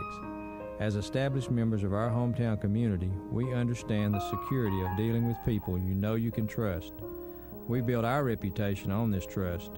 The Evans family appreciates the confidence the community has expressed in us over the years and will constantly strive to earn that favor. Evans Mortuary, 805 North Gateway. Make this spring all about enjoying the experience. When you ride on your new Ferris commercial mower featuring patented suspension technology, you'll have more than freshly manicured grass. You'll experience productivity and comfort like never before. And because you won't be slowing down for those rough spots, you'll mow more lawn in less time. Ferris, experience suspension. Your local Ferris dealer is SL Bowman & Sons, 524 North Front Street in Rockwood. Call 865-354-0600. Here is Helen Hammer. Thank you, Mr. Walker. A lot of years have passed since that TV ad. Hammer stores are still offering up-to-the-minute fashions for men and women, famous label outdoor wear and boots, area rugs, and exciting purchases. All at Hammer's famous low prices. Race on down!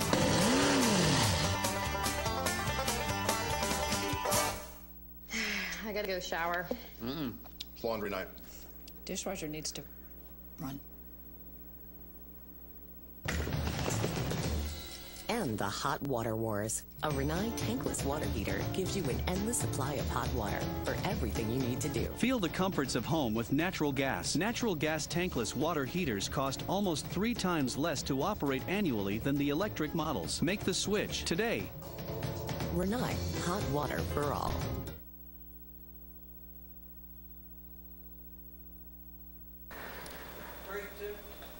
Welcome back to the 5-Star Prep Friday Night Scoreboard, and unfortunately we're talking about college football. We have been for the last couple minutes, and it's been an interesting year to say that at the least. I mean, it's sort of been crazy. I think back in July and August, the first part of Cox, I don't really think, and I'm reminiscing a little bit here now, I don't think, I don't know that, did you think we'd get football kicked off? Did you think it'd go on, that it would get, I mean, it was sort of iffy at the time. So to make it this far, and we've already had some debacles, I guess you could say, with tonight. I mean, but we predicted this. We predicted this might happen. Coach Wright did anyway. He felt like it might happen, maybe more than I did anyway. Yeah. Here's the way we had our meeting at the beginning of the year when we start trying to, when a Channel 12 and a 5-Star Preps, you want to cover these kids with no limits and no boundaries. You want to just do as much as you can for them. And when you do that, you gotta have a budget. And the thing I would say is, when we had our meeting at the beginning of the year, and I don't know if Brad agrees with this or not, I honestly felt like there would be a lot of games canceled. Yep. There has been. Brad said yep from the back. He says yep from the back. But at the end of the day, I felt like that the TSSAA would do everything in their power to have a state championship in football. And the reason I say that is they lost basketball, cost them bundles of money.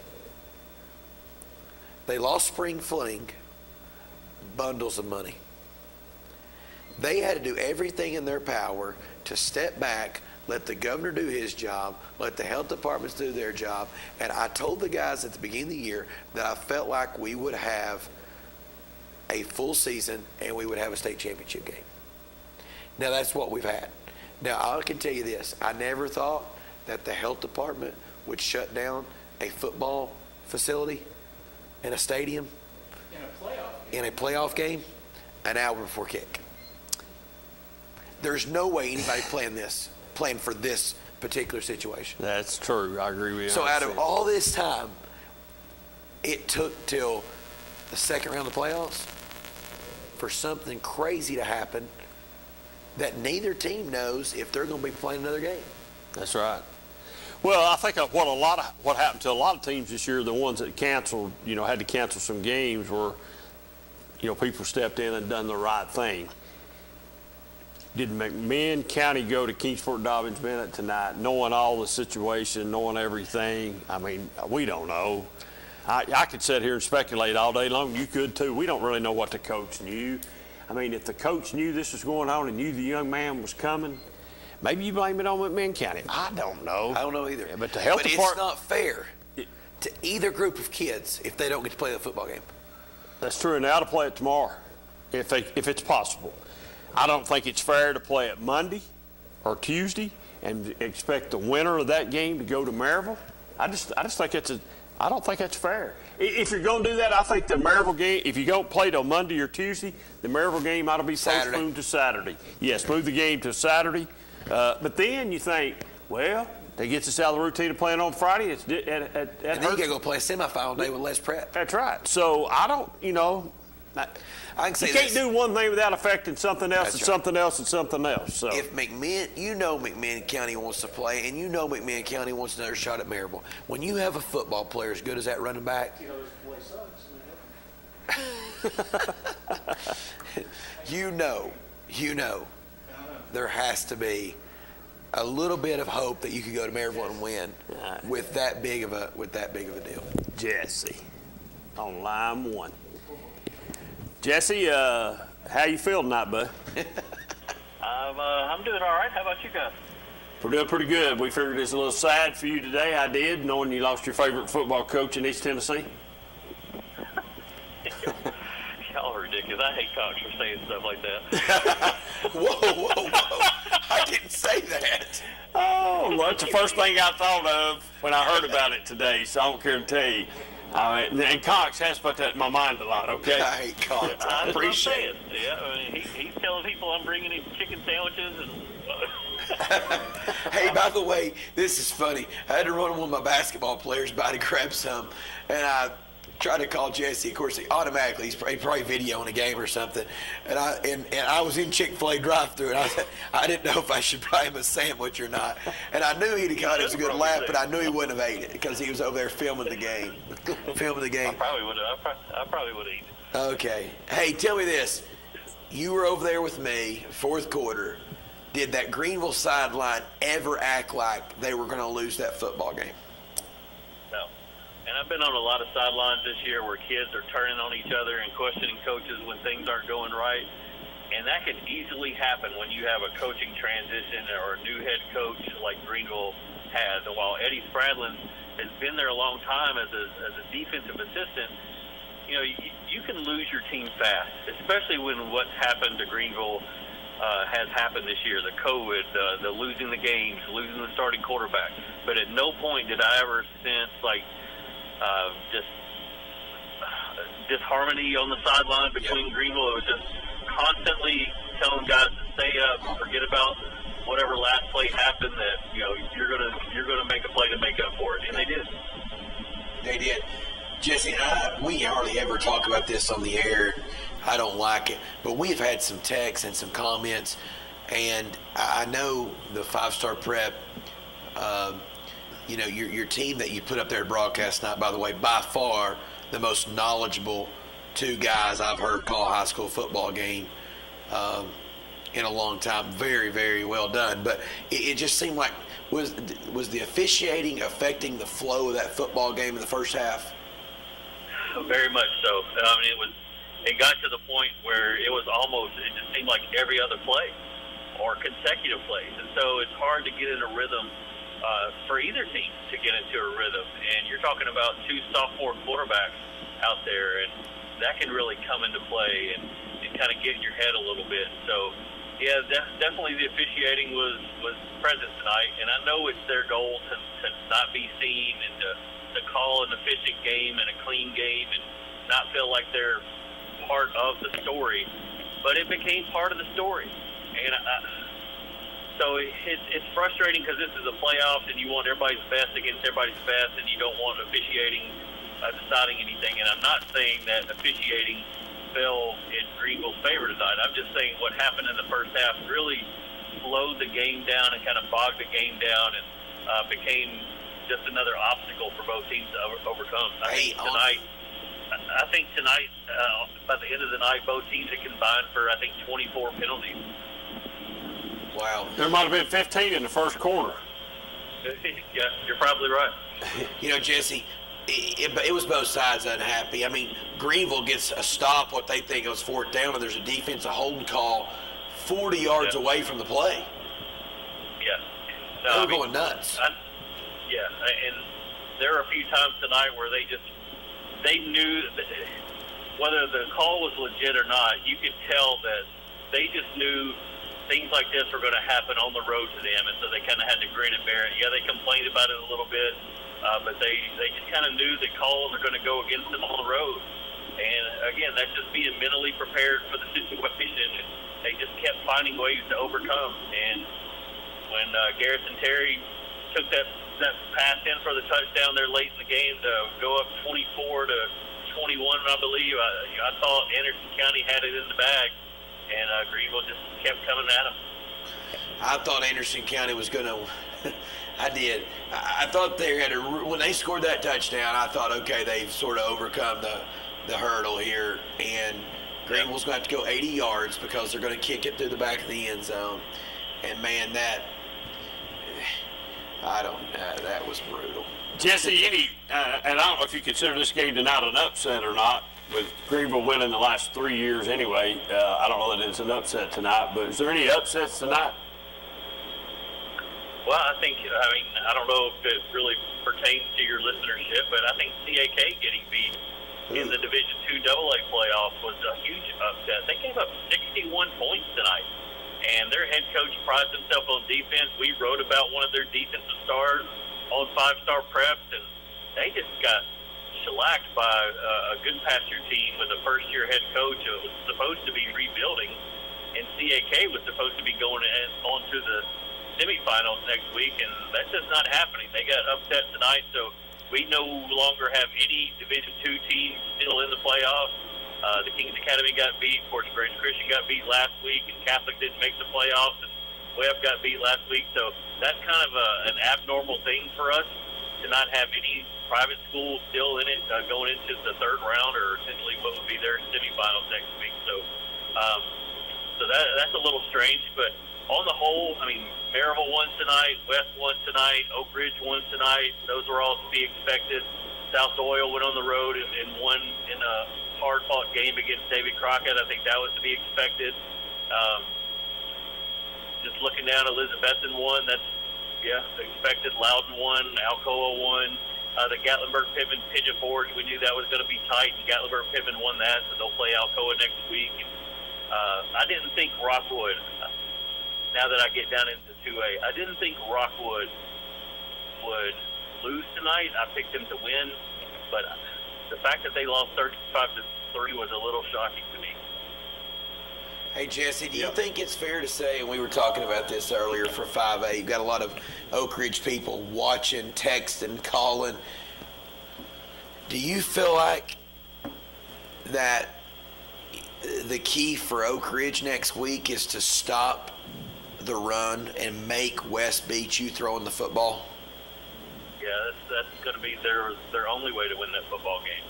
Look, West has a sophomore running back, Trayvon Barfield, who might be faster than any running back in town. You want to know what he's averaging per carry this year? That's where Barfield ended up? Was that West? Trayvon Barfield, 16.5 yards a carry this year. Golly. I wondered where he ended up. His brother, Antonio Barfield, played football, basketball. Yeah, so, I mean, you got the big bruising running back in Isaiah Mattress, who's been there for 3-4 years doing his thing, and now you got this sophomore. He's big, he's powerful, he's fast, and he ripped off a couple big touchdown runs tonight. So, yeah, that defensive front from Oak Ridge, really their front seven, are going to have to play a fantastic ball game next week and really put the pressure on Baker Dance to make some plays out on the perimeter, and we'll see if they can do that. I think defensively tonight, Oak Ridge did a fantastic job against Ray County in shutting down that tricky wing T offense and shutting them out. I mean, that's a huge feather in the cap for the Oak Ridge defense. And while this will be a totally different offense that they face next week, you still have to take a little bit of pride in what you did in round 2 and transition that into round 3 and try to stop West High School's run.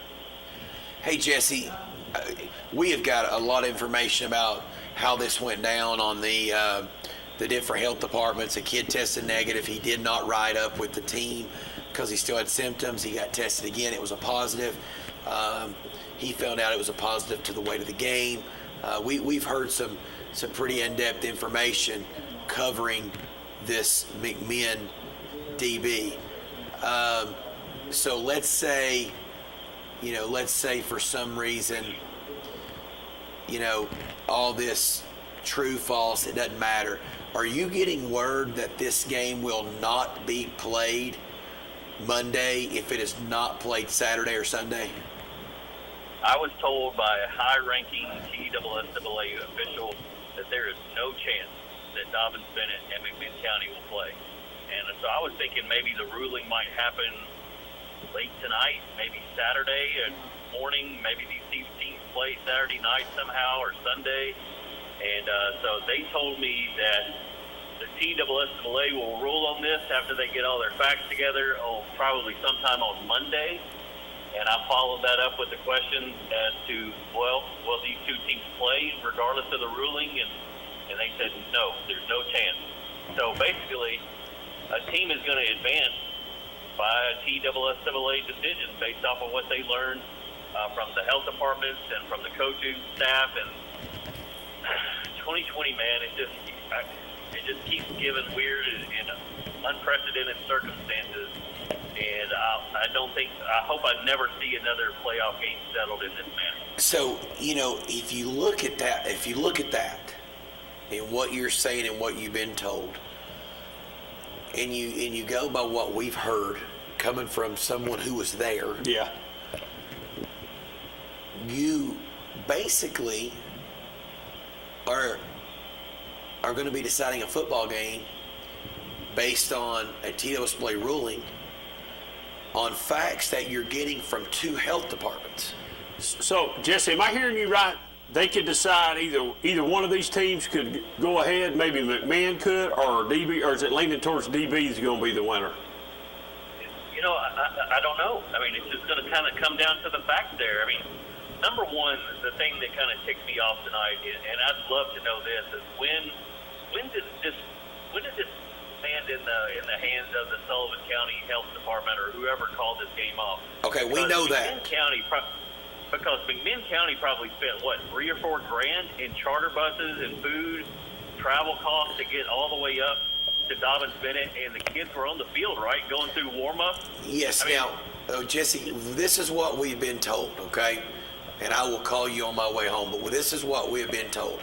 We have been told that a young man who had symptoms from McMinn County who tested negative but continued to have symptoms was told he was not to come to practice. He had to get another test, and he was not allowed to ride the team bus. He rode to this game with his parents. On the way to the game, the test that he had on Thursday came back positive, and he was contacted by his doctor saying that your test is positive. Need to let your coach know, but your test is positive. That same doctor said we have to report this to the health department. McMinn County Health Department took what they had from the doctor. They contacted the Sullivan County Health Department, and the Sullivan County Health Department, this is where the hole in the story we can't figure out, then goes over and shuts the gates to the field and cancels the football game. At that time, the game administrators, the officials, and Bernard Childress get on a conference call with the Sullivan County Health Department trying to get information on what is going on. And in between all this, an attorney's been involved somehow during the week here. For the kid. There was an attorney involved. Somehow or another, I don't know. So, Jesse, we're just giving you what we've been told. I'm glad you've talked to someone at TSSAA. That guy usually knows what's going on. That's a great source. But, you wonder why this game could not be pulled off tomorrow with the absence of that kid who's tested positive, who has not been around his team since last Tuesday. Yep. Yeah, correct. I mean, that's the thing that is a little shocking. And honestly, when I reached out to TSSAA, I thought I was going to say, are we going to learn something tonight? Are we going to learn something in the morning? And maybe they do change their course of action. Maybe we do find out in the morning or whatever. But those were the answers I was given tonight. And I'm not trying to toot my own horn here. That's not why I want to bring this up. But when the TSSAA was establishing its COVID protocols, the Board of Control back in July, and I remember tweeting, what is it going to be like for a kid who cost his team a playoff game or a playoff win, and like what that's going to feel like for that kid? And I hope that never came true, but we're on the brink of it coming true, and I hope that if McMinn County for some reason is not able to advance, I hope that community rallies around that kid and that there's no ill will or resentment towards that kid. It's not his fault. And it's just a terrible situation and as I keep saying, an unfortunate byproduct of the COVID season. And I hate that we're even having to discuss it again. I hope I never, ever have to see a game settled this way. Hey, Jesse, is it fair to say that at the end of the day, the health department could ultimately, with their information, decide who moves on to the quarterfinals? I mean, it's certainly in play. I mean, I agree with you. It's certainly in play. Think about that. A football game could be decided by a health department. Yeah. I think that's what it's ultimately going to come down to. And again, I feel bad that McMinn County spent all this money, and hopefully Dobbins Bennett chips in, gives a little donation towards covering those costs. Hey Jesse, what if this happens in about 3 weeks, right before a state championship game? Yeah, I mean, that's again. I mean, we talked about that back in July. What if this happens to Alcoa? You know, they've won 5 championships in a row. They're going for 6. I mean, what if some crazy outbreak happens with them? I mean, this is just unprecedented waters that we're in right now, and it's hard to predict and hard to forecast what decisions are going to be made from the TSSAA or school systems or school administrators, and everybody wants to cover their butt, and I understand that. There's certainly legal ramifications that can transpire if something is seen as kind of out of line there. So it's just it's a odd situation we're going to have to follow, and hopefully they change their course of action and try to give us an answer this weekend sometime. It's sad. I really wish that if there's no contact tracing and all the health stuff checks out, you really wish they could play that football game tomorrow. Yeah, you don't want to see a 6-8 football game settled in this matter. I mean, it's supposed to be settled on the field, no asterisks on this thing. We already got a little bit of an asterisk in the playoffs and really on this season because a lot of the Memphis City schools aren't able to play, and there's been COVID cases pop up here and there, and we've seen teams have to forfeit playoff games, but this one's just takes the cake. Well, this would be a really thing to watch and see what TSSAA says and how they rule. I think this is really interesting. I really do. It's going to be interesting to see what happens. But anyway, so be it. Yeah, I just when it first came out, I thought it was just maybe a little bit of gamesmanship and trying to get the other team rattled, but ultimately I thought they'd come back out after about 10 or 15 minutes to have this settled and get that going, but never did I think that game was going to get postponed and put in the hands of the TSSAA to decide. I think another interesting game tonight, Jesse, was the Oliver Springs game. They go up without 12 football players, I think maybe 7 starters, and to come away with a win tonight from that, with that situation, that's huge. It is, and that's a difficult team to play and a difficult place to play. And to in a small classification, when you lose that many guys, that's a huge chunk of your roster, and to try to overcome. So for them to do that, what a turnaround to this season for Oliver Springs and Larry Green and that staff and those players. And I think early on when we watched them getting smacked around a little bit, was it by Rockwood on that TV game? Yeah. Just felt like Oliver Springs maybe didn't have the same ability that they had in their previous seasons, but they've really pieced it together nicely in the second half of the season and now move on to the third round. I mean, that's just a remarkable turnaround by that community and that football team. All right, Jesse, we appreciate you calling in this year because I don't think we're going to be here next Friday night. We'll continue to follow you on 5-Star Prep. And, man, you guys did a great job tonight. I want to say I watched it from the house before I came here, and it was it was a great job tonight. Do you intend on doing that anymore? We hope to, and as I mentioned on Twitter tonight, man, it's crazy to see the people that God has put into our lives and this 5-Star Preps thing, and be able to do what we do. I just get out of the way and let those people work. And I know play-by-play is not my strength, and neither is calling the game in color. So I know some good people that I could get in there and put in that place, and I've heard nothing but good things about the job they did tonight. So I'm really proud of our team. They did an excellent job tonight, and we appreciate you calling all year. I look forward to the call, even though Cox gets on you every now and then. And rumor is you're not a good sideline reporter either. Just saying. Oh my God. All right. Hey, by the way, great video tonight. Great coverage of that game. I was looking at that. I did not realize that Anderson County led that game 10-0 with 8 minutes to go in the third quarter. I didn't realize that No rushed for over 220 yards. You know, and then you look at the dynamics, then they go up 17-7 that late in the third, and great job of covering that. I went back and was just trying to follow up. I had a caller ask about it, and you did a great job covering that game. You've done a great job all season, and thanks for calling in, but it looks like our show here is we're done. We're going to Cofield. We're going to Cofield, Oliver Springs next Friday night, and we're not doing a show. All right. Well, I'll get Brad Jones to send me that clip of you complimenting me. That way I can keep it somewhere. I would too, buddy. He's listening, so he'll do it. Thanks, Jesse. We appreciate you, man. See you, all right, thanks, guys. See you. All right. Great caller, you're on the air. Hey, David, you and Job.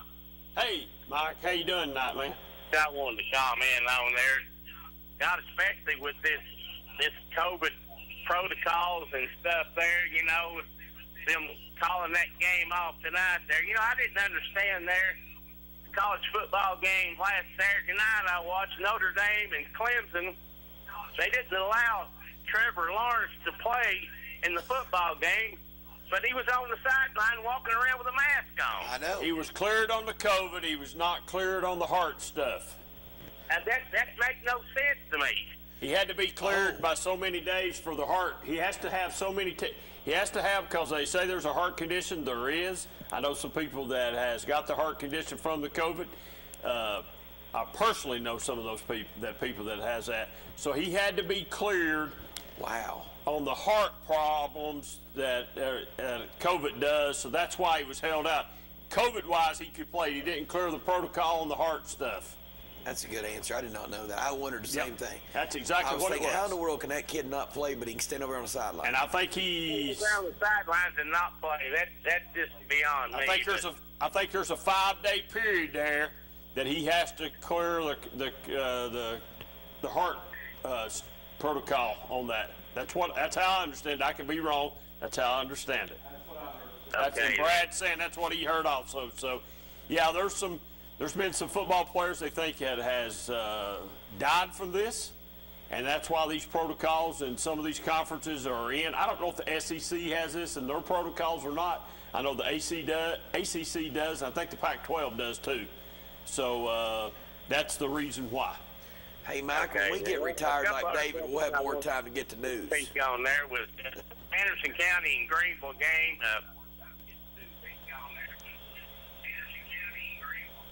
Okay. Okay, Mike, we can't hear you. No, we can't hear you, man. We've lost you. Okay. Yep. Can you hear me now? Yeah, I can hear you now. Go ahead. Okay, now I just thought this was really the year that Anderson County is going to get over the hump there, and I'm going to ask Cox there. He maybe knows better than you, David. I don't know. You're probably just as up to date with Anderson County as him. It ain't meant for Mike to ask us that question, thank God. Call us back, Mike, if you're listening on TV, man. We've lost you, okay? Yeah, he's dropped completely out now. I agree with him. Mike, I know more about it than you do. Yeah, you do, and I don't want to comment. I don't know what he's going to ask. I don't know what he's going to ask. Well, I just said, thank God he didn't ask it. He's going to call right back. The best part is, that's great. I wondered why Trevor Lawrence. I learned something from you. That's what they say. I'm pretty smart, and you just don't know. You are. I need to give you more credit. Go ahead, caller. You're on the air. Okay, I'm back. We must have got lost there someplace. But I'm just asking there, if you guys, do you think Anderson County is just getting out-coached by Greenville? Because I don't think it's a talent thing. I think Anderson County has had better talent. I can't figure out why they can't get over the hump of them guys. Mike, two years ago, Greenville might have been the best team in the entire state. I mean, they were loaded. When you look at the quarterback, the Mr. Football, they had a guy goes to Virginia, a guy goes to Wake Forest, and the wide receiver. They might have been the best team in the entire state when you had the Ballard kid there. Oh, I agree with that. Yeah. Now I'll say this. Last year, I felt like Anderson County walked off at halftime after the interception, and they looked defeated. I was standing there by the play clock when they walked off. I was disappointed with their body language, and they walked off the field. This year, I stood over there for the fourth quarter. I watched a quarter of that football game. Anderson County had a better football team. Well, that's exactly what I thought too. But and I was looking forward there, because you can't go to the gate and get a ticket. You have to get them online, and I thought that Brad was going to be able to televise the game from up there, but of course, PAA stepped in on that too, and they didn't get to do that. So I just kind of followed up date there, and I had a buddy of mine who's got a player on the team for AC there, and I texted him, and the text I got back from him, he said, well, the Stripes just took over this first half of this football game. That's correct. That's correct. So, well, Coach Gillum made the comment earlier in the year, this is the best football team he's had at Anderson County. Exactly. And that's just saying. So I don't know. Well, I'll tell you, here's what I'd have done tonight. It's easy to sit here and second guess them, but Gavin Noe tonight, if I'd have been calling the plays, would have had 400 yards, if possible, because I'd have run him till his tongue was hanging out. So you're saying I wouldn't have thrown the ball. I would have run it because they were running it down their throat. You're saying instead of having 30 carries, he'd had 45. Yes. Yeah, well, because they couldn't because the five-star prep guys that was calling the game on YouTube made the comment, Greenville cannot stop Gavin Noe, and I assume that was an outside play, run like a sweep play. He called it. That guy called it something, but they were having trouble stopping that play, and he said until they stopped that play, I would run it down their throat. And I don't know what happened, but they also made the comment they thought Gavin might have got banged up just a little bit in the second half and was a little gimpy. I don't know if that's the case or not, but I don't know. You make the comment, this is the best football team that you've ever had, and then you're out in the second round. So I don't know. Yeah, that puts a lot of pressure. Puts a lot of pressure on you when you make that comment.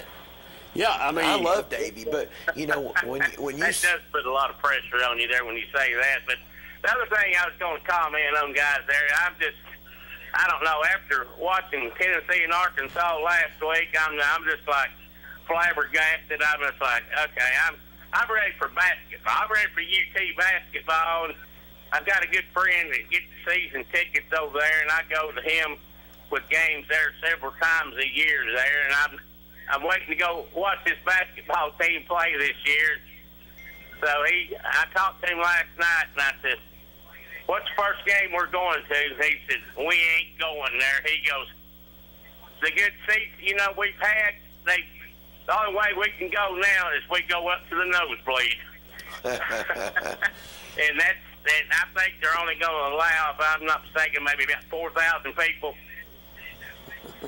Yeah, they're not allowed. They're not allowed many. Yes, that's you're correct. the thing. I'm not going. We were talking about it. Meredith and I were talking about it the other night. We're not going over there in the 300 level and watching those, not knowing what all could happen with COVID. Yeah, I don't blame you for that. I got a text here from somebody that said, if you're a losing team, when you lose, you blame it on the refs all the time. I guess that's that's what was said. So that's what I heard. There's been a lot of comments. People were all over the refs last week. Powell got beat last week, blamed on the refs, and that's I will agree though about the ref thing. In the first quarter, there was probably 15 penalties in the first quarter. I know Jesse said it wound up being 24. I don't know there was a bunch in the first half of that football game. But, I've always been told this. Usually the officials don't get you beat. Usually you beat yourself. Just saying. Hey, I don't know. Maybe this was a different time tonight. I don't know. I hate it for the kids up in Anderson County there, but I think they'll be strong here. But I hate it for the kids this year. It's been a pleasure. I've had a lot of fun this year just following the no kid. Know Richie really well, and that kid's tough. Yeah, he's tough as nails, and as I've made a comment earlier on this program months ago that he must get it from his mother because he doesn't get it from his dad. So, but anyway, I've enjoyed listening and watching some of those games with him because he is a really hard runner. Right there. I got to. I think I've been up to Kodak somewhere up through there, but I think it was tonight. I got to listen to Richie on WYSH call one of the Anderson County games, and that was a joy in itself to listen to him call Anderson County games. I think the right word you're looking for it was comical. Maybe that's a better word there, Dave. Yeah, comical, man, that's what it was. But anyway, I hate Anderson. We hate to see any of our local teams get put out. Exactly. We know it's going to happen every year, and it does every year. It happens that eventually you'll lose out. But Anderson County's had a good year this year. Now, I'm sure they'll get back in the weight room and try to correct some things. And the no kid's just a sophomore. The quarterback's just a sophomore. You got everybody fired up now, making the comment that Davey Gillum made the comment, this is the best team ever. He did. My phone's over here blowing up now. Well, it just has to blow up. He did. I mean, that's the truth's the truth. He made that comment earlier in the year there, that's for sure there. But I'm not saying he didn't, but my goodness. Last week. It's 12 o'clock and we're bringing it up. He did, so that's the case. Jonathan. Do what? I ain't hear, Mike. Is this going to be you guys' last week, you think? Yeah, this is it, man. We're hanging it up. God, well, I hate it, but I've certainly enjoyed listening to you guys there. I was hoping maybe if it had Jody back up here tonight, but I'm going to have his daughter up here at the park Thursday night. They're fired up about coming up here. Where's she teaching that, Jonathan? I think she teaches at Grand Oaks. Yeah, Grand Oaks. That's right. I hope they're 6 feet apart and COVID safety on the fire. I told her she needs to get Jody up here just to start the fire there, but she seemed to think that they could do without him.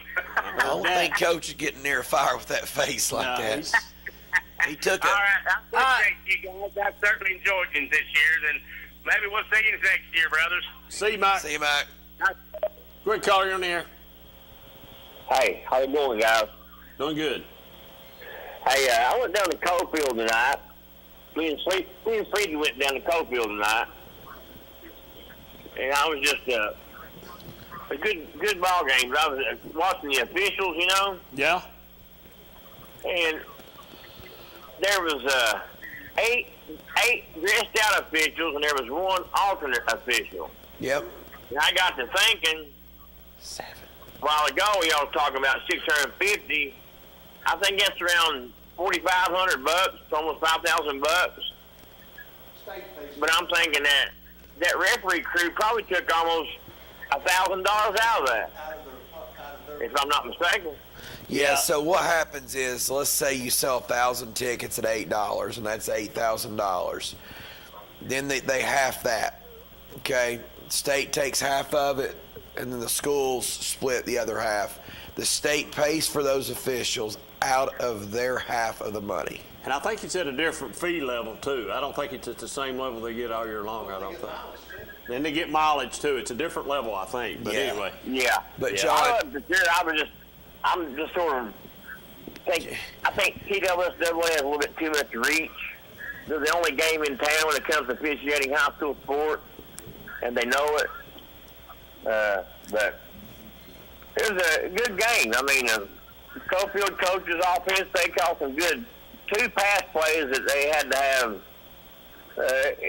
When people saw it was a pass play, it was like, oh no, because, you know, Cofield don't pass a whole lot. But they passed one time for a touchdown inside their 5, and then they passed inside their 5 coming out to get a first down to end the game.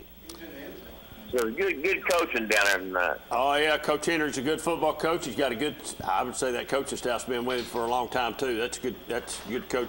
There'll be a good game down there next week with Oliver Springs and Cofield. That'll be a good game. Oh, I like it. Down there tonight, man, it was just lower the helmet and lock them pads up, buddy, and line it up again and go at it again. That's Cofield football, and it's best. You gonna be back? You gonna be down there Friday night? I will try to see to get some tickets. All right, buddy. Okay. See, John. All right, bye-bye. See, man. Okay, I want to make sure something. I'm telling you, y'all got my phone blowing up. What's that? Gillum said that this was his best all-around team with more depth. Okay. Same thing. Best football team with all-around depth.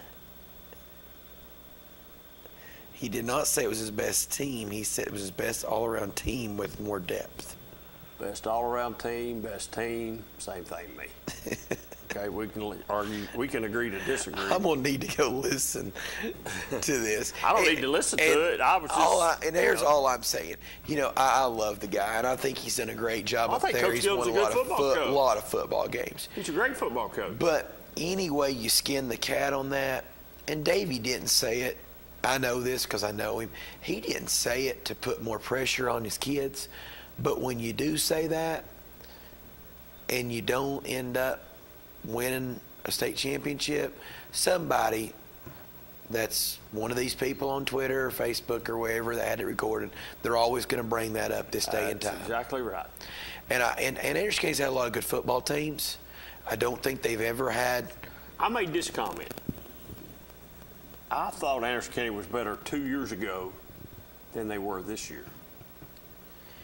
That's a comment I made weeks ago, if you remember. We talked about this a little bit. Yeah. I made that comment. I thought that was a better football team because that was when, what's the quarterback's name? It's hard to say this team was better or the team last year was better because Stanton Martin was a 2-time Mr. Football finalist. Yep. And the offensive line looked like men playing with kids. Yep. But unfortunately, Greenville probably had the best 2 teams they've ever had. And they had to play Anderson County. You just said that, and that's who Anderson County had to play. You know, so. Okay, here's what he said. Okay, I've got it typed out word for word. What did he say? Tell us what he said. We feel like we can be better than we've ever been, and this could be our year to get over Greenville and Elizabethton and win our first state championship.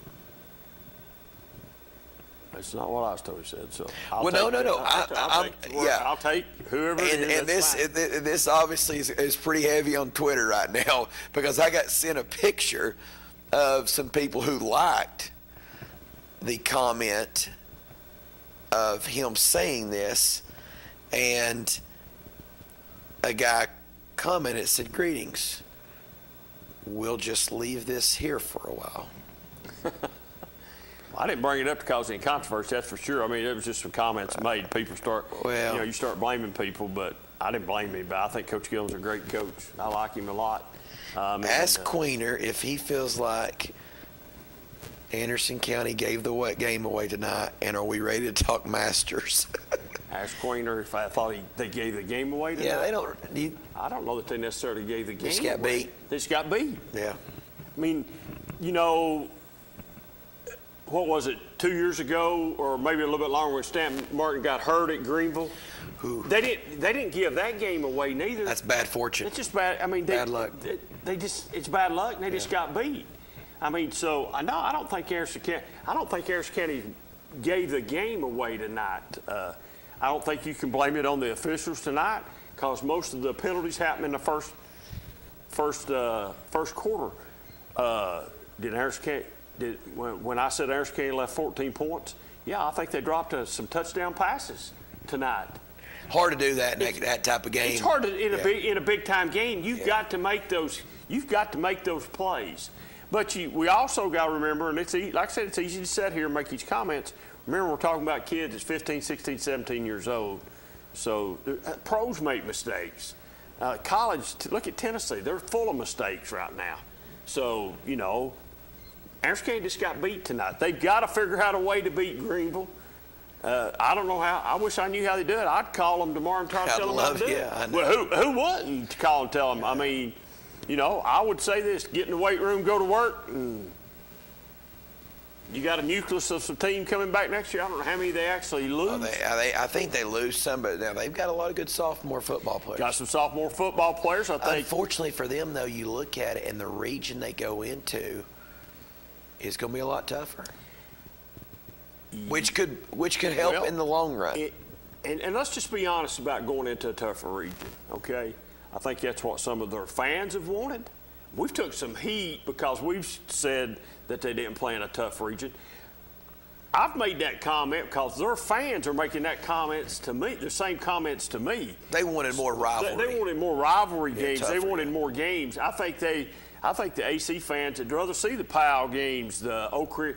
I remember standing down in Oak Ridge when Anderson County played Oak Ridge and on the Anderson County sideline down there. So I think their fans are starving for that. I think they're over the 42-0 and the long trips to Chattanooga.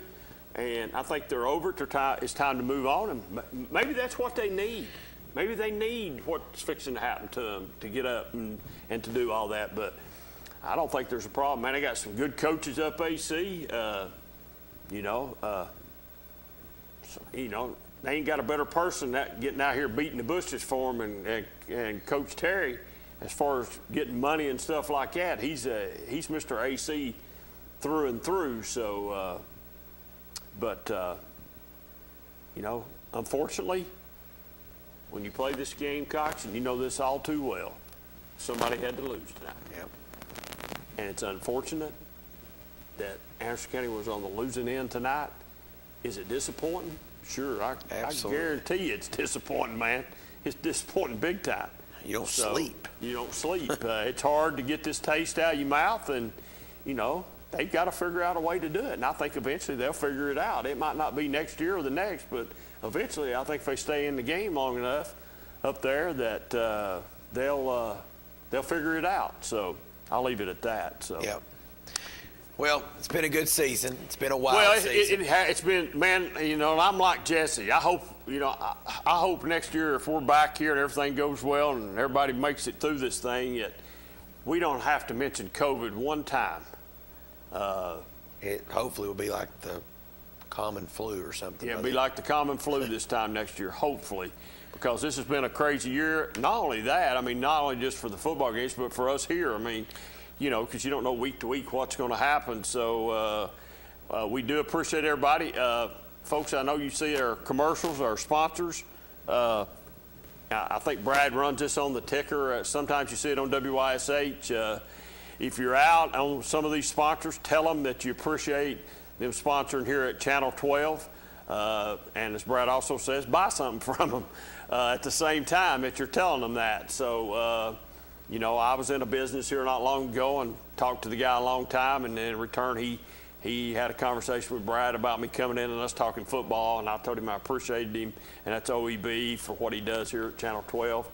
Brad does a really good job with what he's got here, and he puts on a fine product, and I enjoy coming here on Friday nights and being able to talk high school football with Cox and him in the background hollering at us and giving us information. So we've had a pretty good year, Cox, just to be honest with you. It's been fun. We made it.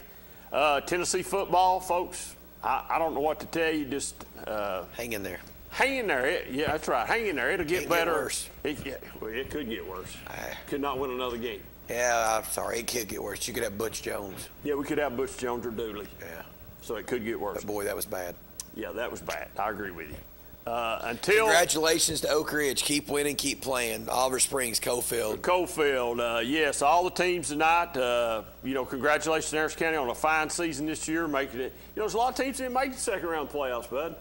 A lot of teams are sitting. Towson been sitting there for 2 weeks. Well, we are guaranteed one team in the semifinals. We are guaranteed one team in the semifinals. That'd be Cofield or Oliver Springs, right? Correct. I'll say this. In football, I read an article one time about a Maryville coach and said the playoffs start when you start calling the rounds by name. Yeah. First round, second round, now the real teams are still playing when they have a name. Quarterfinals, semifinals, and finals. Yeah.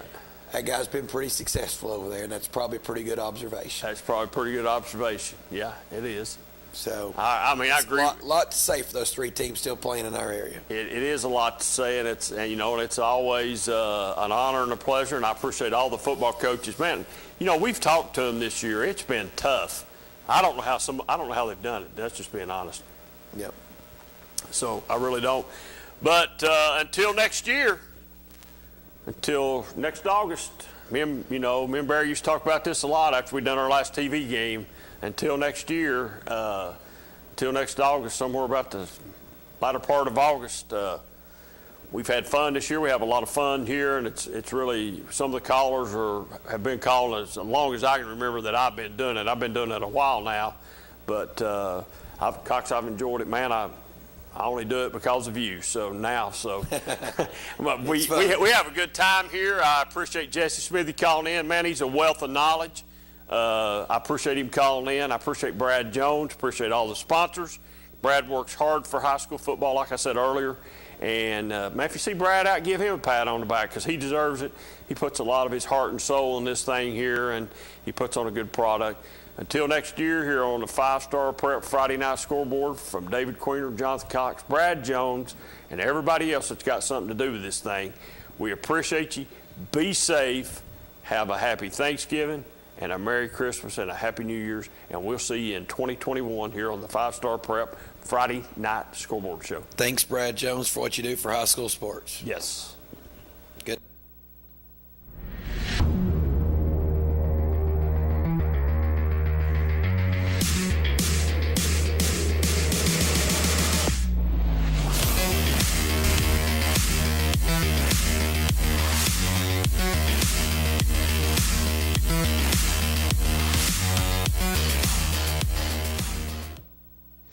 I gotta go shower.